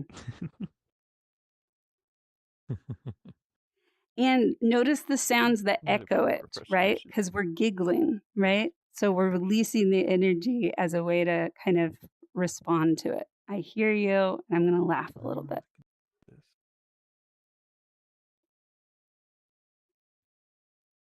Okay. Any other sounds anybody wants to share? How do we know you're irritated? I swear. You would swear? Okay. Yeah, I'd be like, oh, for fuck's sake, yeah, or something. Okay. I'm Scottish, I'm Scottish, is what we do. I think mine would be a deep inhale / exhale. Can you show us? That's usually my... Yeah, basically like that. Okay. Usually it's the, what do you call it? I find that at the start it's more of the inhale because it's a good coping mechanism for me. It's just the... and usually if I get more irritated, it's just the exhale. It's the... Look over here. I wonder if this is British coding. Funny of you to assume I'm British. It's true. I stereotype. You might want to do that sigh there. What is your identity? I'm Australian. So non-American accents. Totally off. Yeah. Love it. But so it's a sharp inhale and then a pause. I mean, it kind of mirrors. So I do a lot of like trying to manage stress and what have you, and one of my actually, to be honest, the only technique I find that works is the rule of 4, 7, and 8. Yeah, exactly. Yeah, 4, 7, and 8. So that's my practice one of inhaling for 4, holding for 7, and then exhaling for 8. But yes. That naturally comes into frustration because I feel like your body just kind of does a knee-jerk reaction of like, how can I manage how I'm feeling? Well, breathe a bit. You know, a lot of people see that as negative, like, oh, they're sighing, there's something wrong. It's like, yeah, a little bit, but that's me trying to do something positive, not negative. Absolutely. And that is another life changer for me. If you have not found the numbers 4, 7, 8, I read one study on this because I used this as a coaching thing for crisis calls for years. 4 square breathing is the alternate. Some people like that. You just 4 seconds in, 4 seconds hold, 4 seconds out. And then 4 seconds hold, 4 seconds in. And it goes in this. I get very irritated by 4 square breathing. I feel dizzy and I just feel like it'll never end. But 4, 7, 8, like 3 breaths of 4, 7, 8, and I'm deeply reset. 4, 4, 8. Oh wow, Mary does 4, 4, 8. Interesting. So 4 in, 4 hold. Do you know where that originates from? That breathing technique? The 4, 7, 8. Yeah. I think like oh, sorry. go ahead, Kristen. No, go ahead. What do you think it is? I know from like whenever I was doing like flight training, a lot of that came from like drill instructor techniques for like anger management in the military. Was like Yeah, a big they one use for, it for like, sure. stress response. Yeah. Yeah. I don't know if The that's where it first originates from though. No, the first I've heard of it was, and I haven't read the book yet. I really want to, and I don't know what the book is called, but it was the book written by Miyamoto Musashi, or otherwise known as like one of the greatest swordsmen ever, and he goes into detail about a bunch of techniques through his life that he found helped him with being who he was, and one of them was breathing. He would talk about like the importance in his battles of coming out on top as far as his mental state towards his opponent before they'd ever even fought. And one of his favorite things to do was breathing exercises. I don't know if he coined 4-7-8, but what he described was very similar. It was a shorter inhale with a long hold and a long exhale at the end. Yeah. Yeah. God, I really want to read that book. Yeah, that's lovely. And I do sense that, there's something called holotropic breath work, which comes, I believe, from indigenous populations, and it helps us enter a temporary altered state in our mind with how we breathe. And so my guess is this actually comes from something very deep and ancient. But what was interesting about the study I read is that those numbers, 4-7-8, was found to be the most beneficial for the time you're spending for a lot of people. The moment you altered them to like 5, 6, 9 or something, it just didn't have the payoff. 4-7-8 was the most broadly applicable number sequence for our nervous systems. So I loved that we had found a rhythm that worked for the most people. And it's what I did on crisis calls is I would have them do 4, 5, 6, because many times when people are in high panic responses, 4-7-8, if they've never practiced it, just seems like failure. They're like, I can't do it. So we would start with 4, 5, 6 and then grow out from there. But yeah. Okay. This was so good. We're going to now look at all our art pieces. So please bring your art pieces up to the black canvas and put them somewhere on there. And we're going to look at them together and do a little check out here. Whatever you made.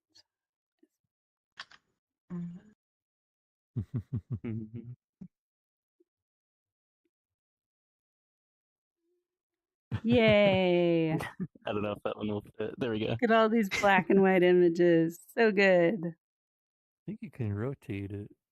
But Oh, yeah. I was trying to reach in real life, but I keep hitting my ceiling, so. Oh, yeah. Yeah, okay, let me like. Rocket. Oh, yeah. Here, let me.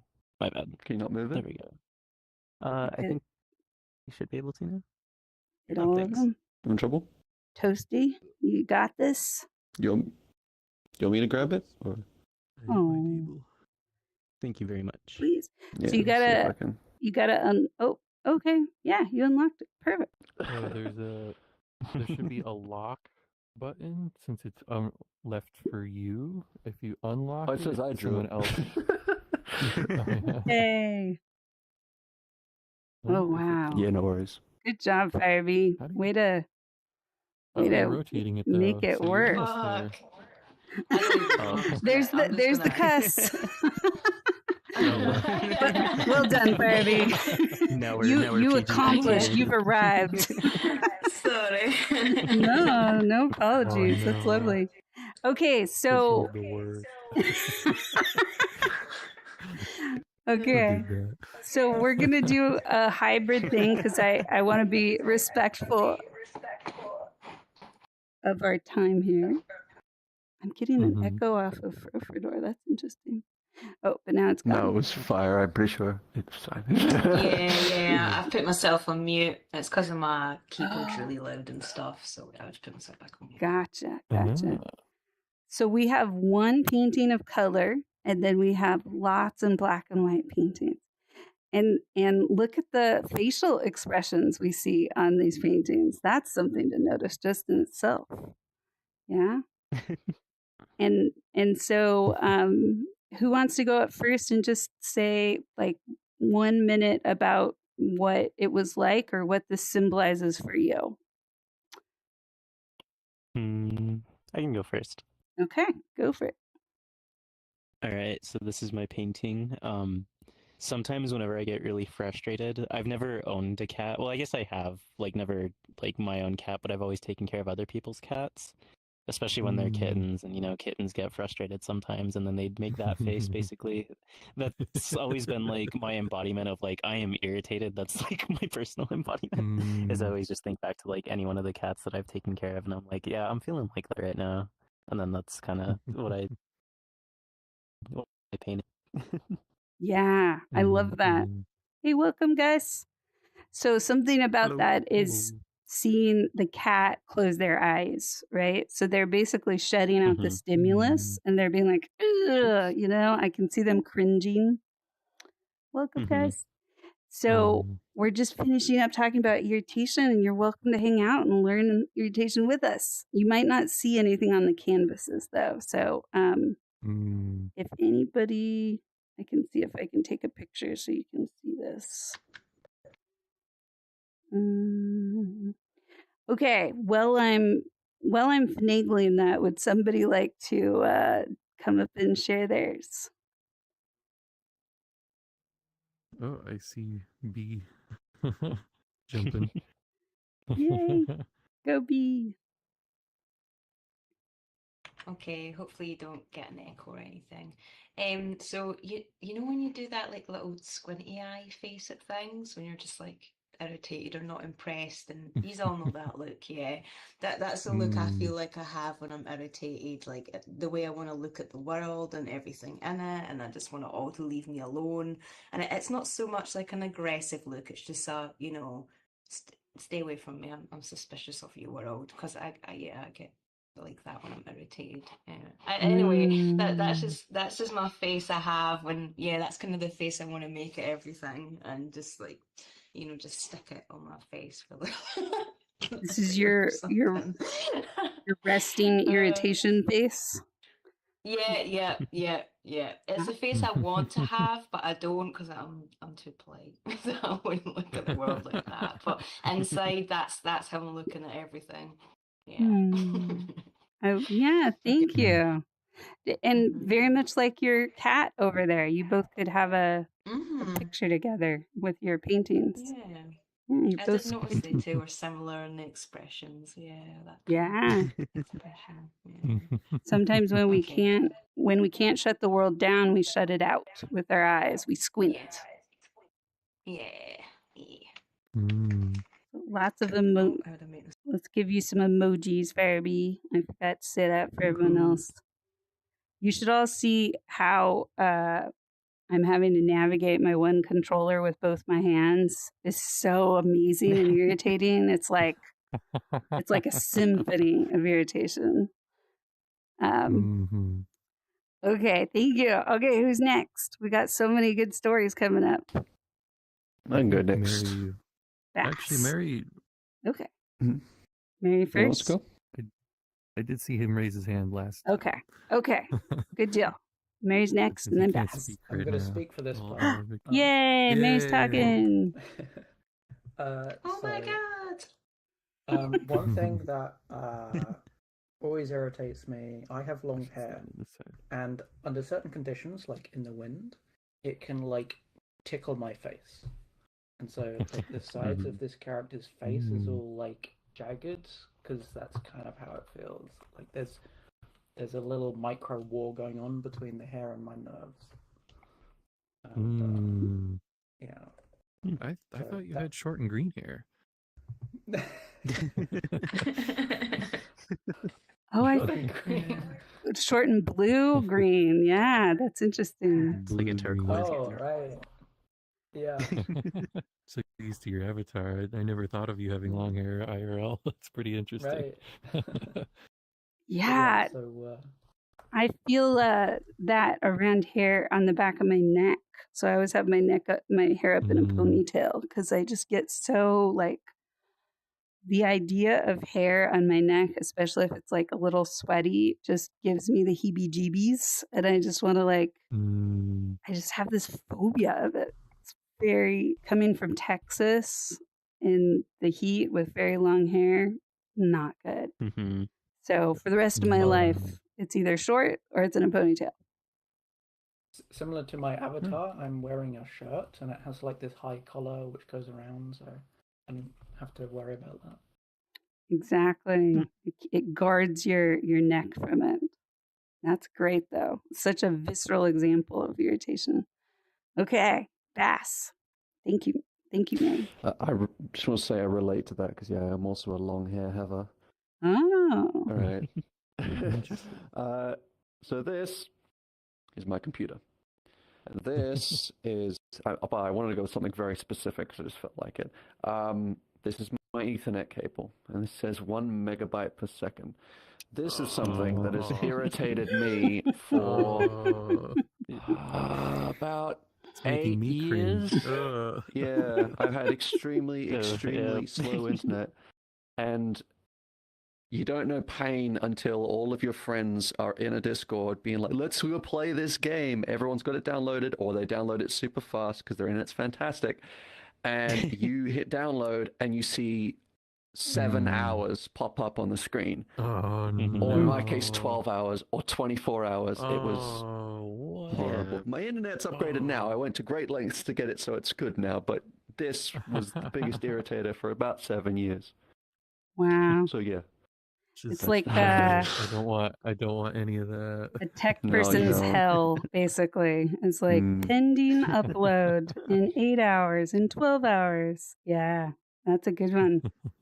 For this crowd, it's a winner. You heard the wave of irritation coming out of everyone. I think you got almost everybody to react. Oof. I got to breathe deep just to cope with those waves. Okay, who's next? I could go. Okay. So when I was thinking about irritation, the biggest visual that comes to mind is a zigzag pattern, a harsh triangular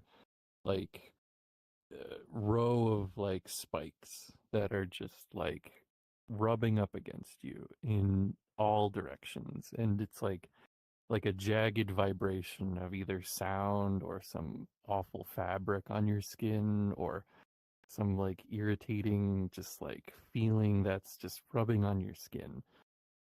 So I just went all out with just depicting all of those different awful vibrations all at once as a just embodiment of all irritation rather than showing the expression of the individual in the middle. I love it. Yeah. So you're being your painting is actually showing the irritants of irritation. Yes. That would probably, yeah. And perhaps less of what the person is feeling. Exactly. But also the interesting match is that your avatar can't show irritation at this point. Yeah, no, that's a good point. And the faceless. I guess I think of things external from me rather than internal. So there you go. That's an insight. I did that. I know. So yay. That reminds me of walking barefoot on pebbles. Oh, so true. Ooh, yeah. See, it's in some cases it's not even just jagged. It's just it's an up and down waviness that is rubbing against you, like dripping water or overstimulus. Something like that is also irritating. Mm-hmm. Yeah. Jose, would you like to go next?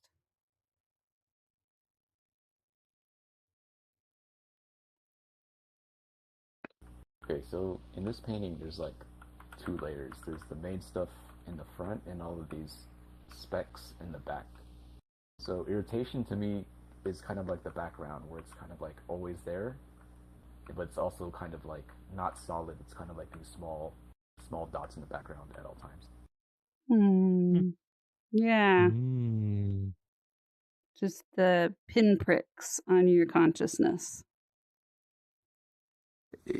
Okay, I'm confused about something. Is that because it really looks like there's a face on the bottom of that? Exactly. Is that intentional? I know. No, It kind of looks like an upset face too. It's upside down, like looking that way. Yeah, I agree. I see two eyes. I thought you'd drawn some sort of like serpent monster. I thought that's what you drew. If it makes you look more creative and smart, I will say that it was a face. It was intentional. That's right. Full art. Oh, I see the serpent now. I thought this was like the mouth, and these were like the eyes. Yeah, and the that's what I nose. was seeing before. That's really interesting. Yeah. Just to, if people aren't seeing it, like teeth, mouth, eye, body. Yeah. As a serpent, it's very interesting. I would have never been able to see that. Yeah, I haven't gotten that either. That's lovely. I don't have pareidolia, so yeah, I can't see faces and things. That's great. Yeah. Toasty, would you like to go? That's kind of.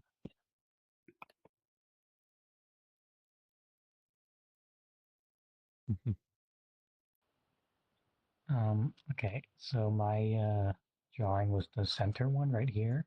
I tried to draw a mosquito, but the brush was kind of not cooperating, so it looks more abstract. Great. Probably can't tell, but I wrote the word like onomatopoeia, kind of mosquito. That's so good. That's about it. That's so interesting. Thank you, That's Toasty. true frustration right there. Yeah, 100%. Well, in the morning, hearing bzzz, and you're trying to sleep. Or falling asleep at night and hearing that little zing. Knowing it's there. Mary sees dinosaur with trees on its back. I saw a broccoli sprout at first. And mosquitoes are a really great one for us to close this part on because they actually connect up to a metaphor on microaggressions. So for people who are marginalized repeatedly in their lives, what might be an irritant to somebody with majority power can actually become a microaggression for somebody. And even if they don't respond like they're irritated in the moment, when they fall asleep at night, that mosquito has followed them and they get a lot more mosquitoes. And so that can change their sleeping patterns, their willingness to go and be social and relate over time, because it's just more costly to get these parts that are not holding consciousness of their experience in the world. And so they're getting kind of fragmented repeatedly by people who just aren't realizing that the world wasn't made for everybody. And so I love that story. There's a video that I can share that has the mosquito metaphor, because it helped me come into a place of empathy, understanding that sometimes when people are irritated, it is my responsibility to try to lessen that and make that more livable and be more supportive. Even if I didn't cause it, I can work to get the mosquitoes out of the way. Or maybe I did cause it and I can recognize I'd like you to sleep with one less mosquito tonight. So even though it's awkward and hard for me, I'm going to own this and say, did I do that? I apologize. And these are ways to recognize we all have responsibility around emotions at times. Yeah. Yay. Let's get in front of our beautiful art pieces that are going up in the Museum of Irritation. And I don't want to cover them. Yeah. There we go. Frofidor, you're one of them. You're an art piece. I know. Oh gosh. If I represent irritation, cover. Do it. Cover. I represent something, I guess. Let's see. Okay. This is so lovely and irritating that I'm having to take the picture while maneuvering camera and unmuting myself. Oh my God. How long have I been wearing sunglasses for today? That's funny. Okay. I've been wondering where those I was wondering where you put those on. Yeah. This last part, I think. This was a gift. Okay. So Emojis ready. I'm going to say 3, 2, 1, and you can say whatever word you want for us to ring out our time. And then anybody who wants to come to the celebration, you're welcome to. So 3, 2, 1. Mosquitoes. Mute. Mosquitoes. Irritation. Irritation. Oh my gosh. Yes. Painting. Tired. Painting. So many words. All right. I will come back and take a picture of that eventually here. So, okay. So, last thing, we are overtime, so it's okay if you need to check out, totally fine. But Frofidor has graduated from being our helper 1 and has been on his walkabout for almost a month now, actually exactly a month now. But we always try to offer a celebration to our helpers for their time with us. So we have a little surprise if anybody would like to come see it. And Mary, can you drop a portal or do you want me to? Okay. I'm so excited. Yeah. Mary and I've been chipping hard at this in the last 48 hours. You get to see a very unique thank you card of sorts. Okay. Do you have a portal, Mary, or should I try to figure that out? Because I can. I don't know how to drop a portal for it. Okay. So please hold while I do this. And also, if you all want to save your paintings, you can take your camera and put it inside the painting and take a perfect photo of it. It's kind of magical.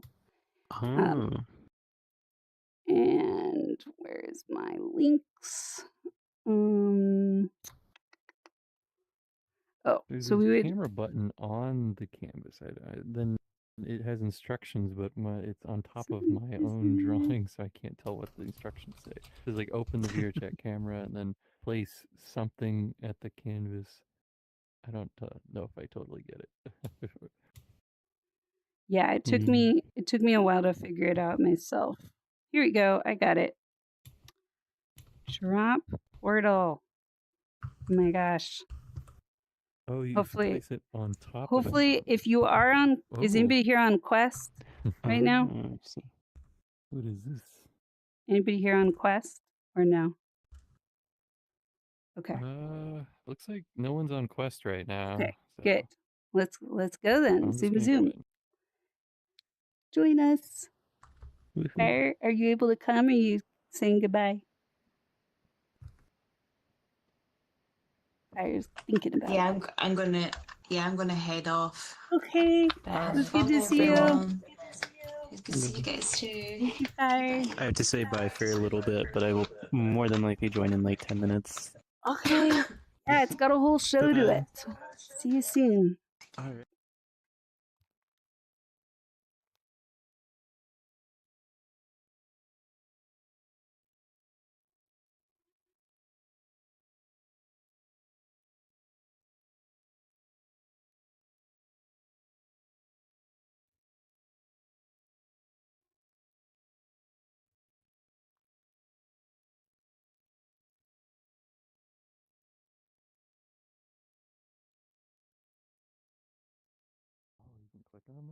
Yay! Yay! Welcome, Frofidor. And everybody, because only Mary and I have seen this, so yay. Explore as if this is a present you just opened. Find your way. And tell us what you're thinking if you're feeling feelings as you see it. Like, what was this like to come in here? I don't know. I'm like nervous, but I'm like trying to like take in the appreciation. Oh. It's a lot. Is this a world you guys made for me? It is a world that was made for you. Oh man, this is fun. Yeah. Has anyone ever made you a world? Probably not. How did you make whatever this is? So this is a sculpture made by Armani. It's a scan from a museum in Houston, and you can read about it on the plaque. if the plaque is reflecting light correctly. Walking Did we get flower. that fixed? Yeah, I got that fixed. Yay. Yay. Hmm. And this That's was so the nice. first donated item to celebrating you was this sculpture. So we built everything else around it. Aw. We built Frofidor off of it. Frofidor. Frofidor. My own lore. Okay. So now what do you want to do? I heard that these things are clickable, so Start what happens if I clicking. click on this? Oh, it's Carl. I can't hear it. I can't hear it, Mary. Can you hear it? I hear it, yeah. I can hear it. interesting. World volume? Oh, that's what it is. Hey, Frof. I can admit to some of that, of the just the interesting nature of what he creates. You know, lots of people create things in VR chat that maybe don't stand out from the crowd so much, but everything I've seen from Frofidor is some of the most unique and interesting avatar and world work that I've seen. I'm very grateful that he's decided to come and help out and spend his time and energy with bridge makers, and here's to more of that. Thanks. Aww. Yay. Thank you, Carl. Keep pulling trees. Yeah. What I appreciated most about Frofidor was his transparency. While he was building the Event Horizon world, he spent a lot of time in the voice channels, sharing his screen and walking us through his process in Blender and Unity. As someone interested in creation, I valued having someone with a skill set be so open to feedback and willing to discuss his design choices. He has a very humble personality and was a consistently helpful presence in our community. Yay. Your voiceover, Jose, is top notch. It's a lot to take in. I really bet. appreciate it. Yeah, you're probably not used to this. Like a whole cake, but you're walking on it. Hi, Frofidor. I wanted to say thanks for everything you've given us, for the amazing world that you created, which, I don't know, I think lets people explore themselves as much as the world itself. I want to say thanks for my avatar that can now bow finally, and for hosting the summit and giving us your presence and the helper space and everything else.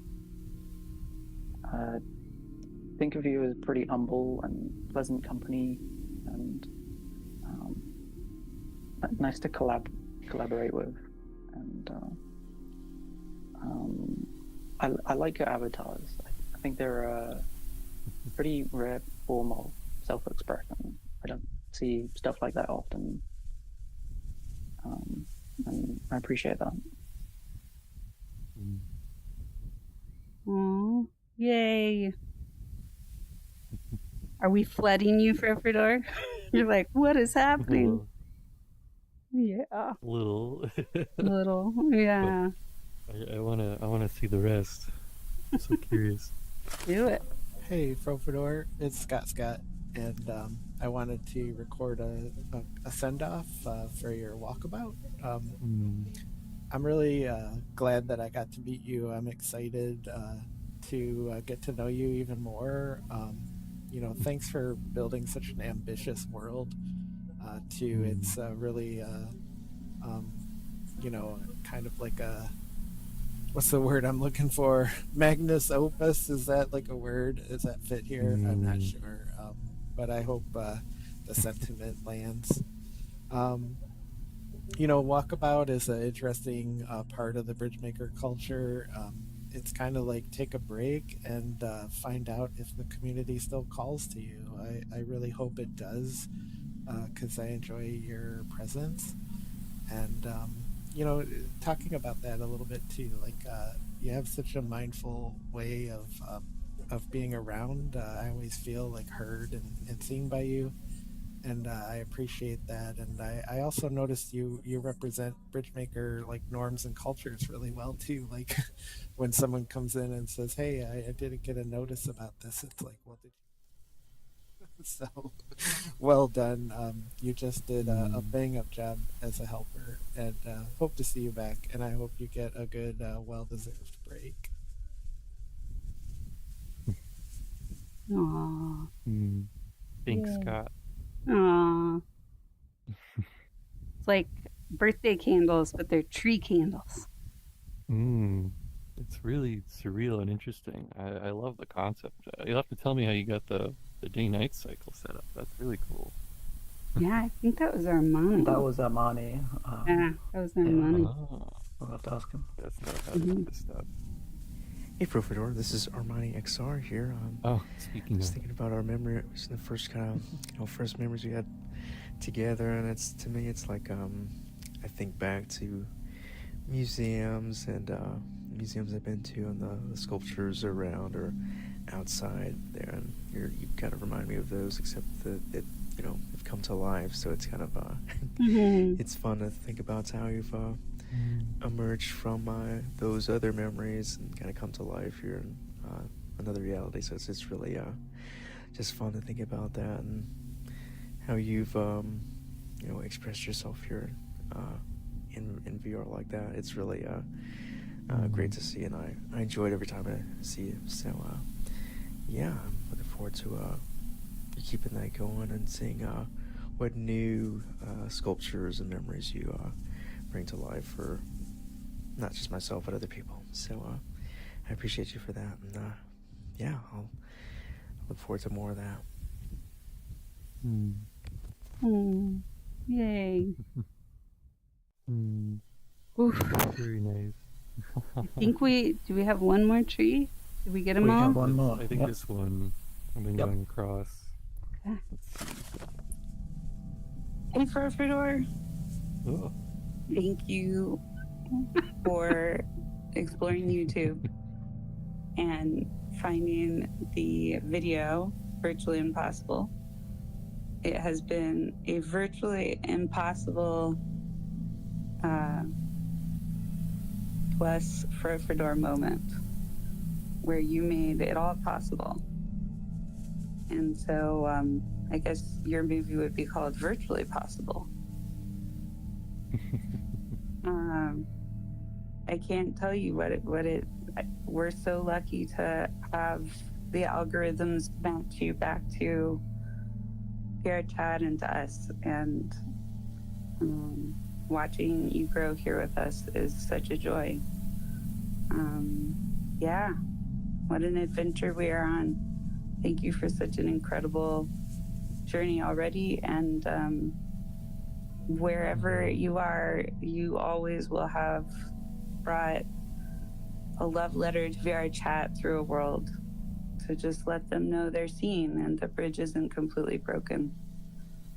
So thank you for that, and happy newbie graduation, and happy Helper 1 graduation, and happy Memby initiation. Hope your walkabout has been beautiful or continues to be. You can always visit. All right. Yay! It's your grand finale. And each tree we grew increased our jump heights, and now.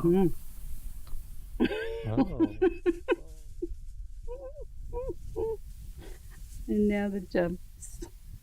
Oh, that's so cool. Look at that. All right. This is a little disorientating, but Jesus Christ. It is. Can right? I jump to the other one?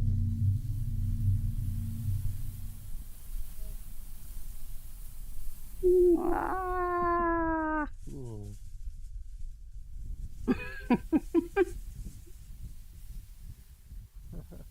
Yeah, Not quite.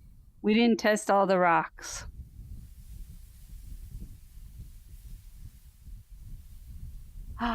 What? That's awesome. Made it up. Yay. I really like the darkness and how the shades and everything. It's very sweet. Yeah. Do the rocks represent something? You know, I'm not planets sure start with what rocks. they seem to be. Planets begin with rocks, right? They begin with like broken pieces that just start to orbit. And also, Yeah. Mary lives in the UK, and that's very close to Stonehenge, or has Stonehenge in it. So we're just mythologizing you and your planetary powers. That's cool. Yay. Making a crop circle around you. That's right, yeah. In here, when you touch grass, it bends. That's right. Mm-hmm. Yeah, you can create trails as well. Oh, it looks There's only like we one did leave video some. game I can ever think of that's done that. It's just interesting to see it in VR chat. Yeah. Just pressing them all down. It's like, Yay. Well, Fro, every time we do appreciations, it turns out different, but this one went a whole other dimension than I even expected. So, you know, it's a seed world. Whatever it is, it at least acknowledges that you had a big impact with us, and we're grateful. Yeah. And it can sometimes feel like pressure when people say thank you to kind of respond, and it makes sense if you're just absorbing and probably pretty surprised. But yeah, any words for you? Close this out. No pressure. Oh, from me? Oh man. I'm just like taking it all in. I really appreciate this. Thank you so much. Oh, of course, and let that in. We stormed and we flowed and we found our way to this, but we actually, I think, had some paralysis because you did so much in the world you built that it was like, how can we ever say thank you? Yeah. But I know, you know, we all give in our own ways, but it can be really cool moments to have it like recognized and a little legacy built. This world has metal in it and stones and lots of permanent things. So you have built an orbit with us. Yeah, that's interesting. I feel like I'm usually building things for other people, but you know, I don't really have people building things for me, so Yeah. This time you didn't have to hold the world up. Oh. I'm really glad you've taken that in. Would you like to grab a photo with your floating rocks and all of us as a memory? Yeah. Where should we stand? I don't know. You pick. We could have the statue behind us, I think. Okay. I don't know how to get the rocks all in one picture. We'll take many angles. It's fun to see you run around in that avatar. I was actually thinking you were going to switch into your planetary one, but this one works too. I don't know if this is intentional, but one of those rocks hums and the other ones doesn't. Oh, they should all hum. Yeah. Well, that one and that one aren't, but I think that one, when I jumped near it, did. Interesting. Nice. Maybe there's like a sound limitation? Maybe. Well, if you come back and you listen to them on the ground, I hear it. It's just really quiet. yeah. Oh, and okay, that was really loud then. Go to the Event Horizon world and listen to the black hole. You might recognize it. I figured out a lot of stuff to get that working. Yeah. All right, Bass, come on down on the stairs if you're willing. Let's get a little group photo. Happy graduation, Frofidor. And let's see, Jose, can you come more in the middle? You're hidden behind the Frofidor jungle. There we go. And then I'm going to wait for the daytime to actually come back, because otherwise we're a little dark in here. Ooh, the zero is coming up on the thing. It's perfect. Oh, okay. Let's see. Can I get it? I was going to ask about the numbers. The numbers, yes, the clock. All right, emoji time. Woo! Happy graduation, Frofidor. Yay. Oh, there's the appreciation ball. Yeah. One of the ideas here was to maybe have the appreciation ball floating around in the world and you can throw it infinitely. But we didn't quite get there. Okay, yes. So I'm going to close our stream out there, but you're welcome to ask questions and dissect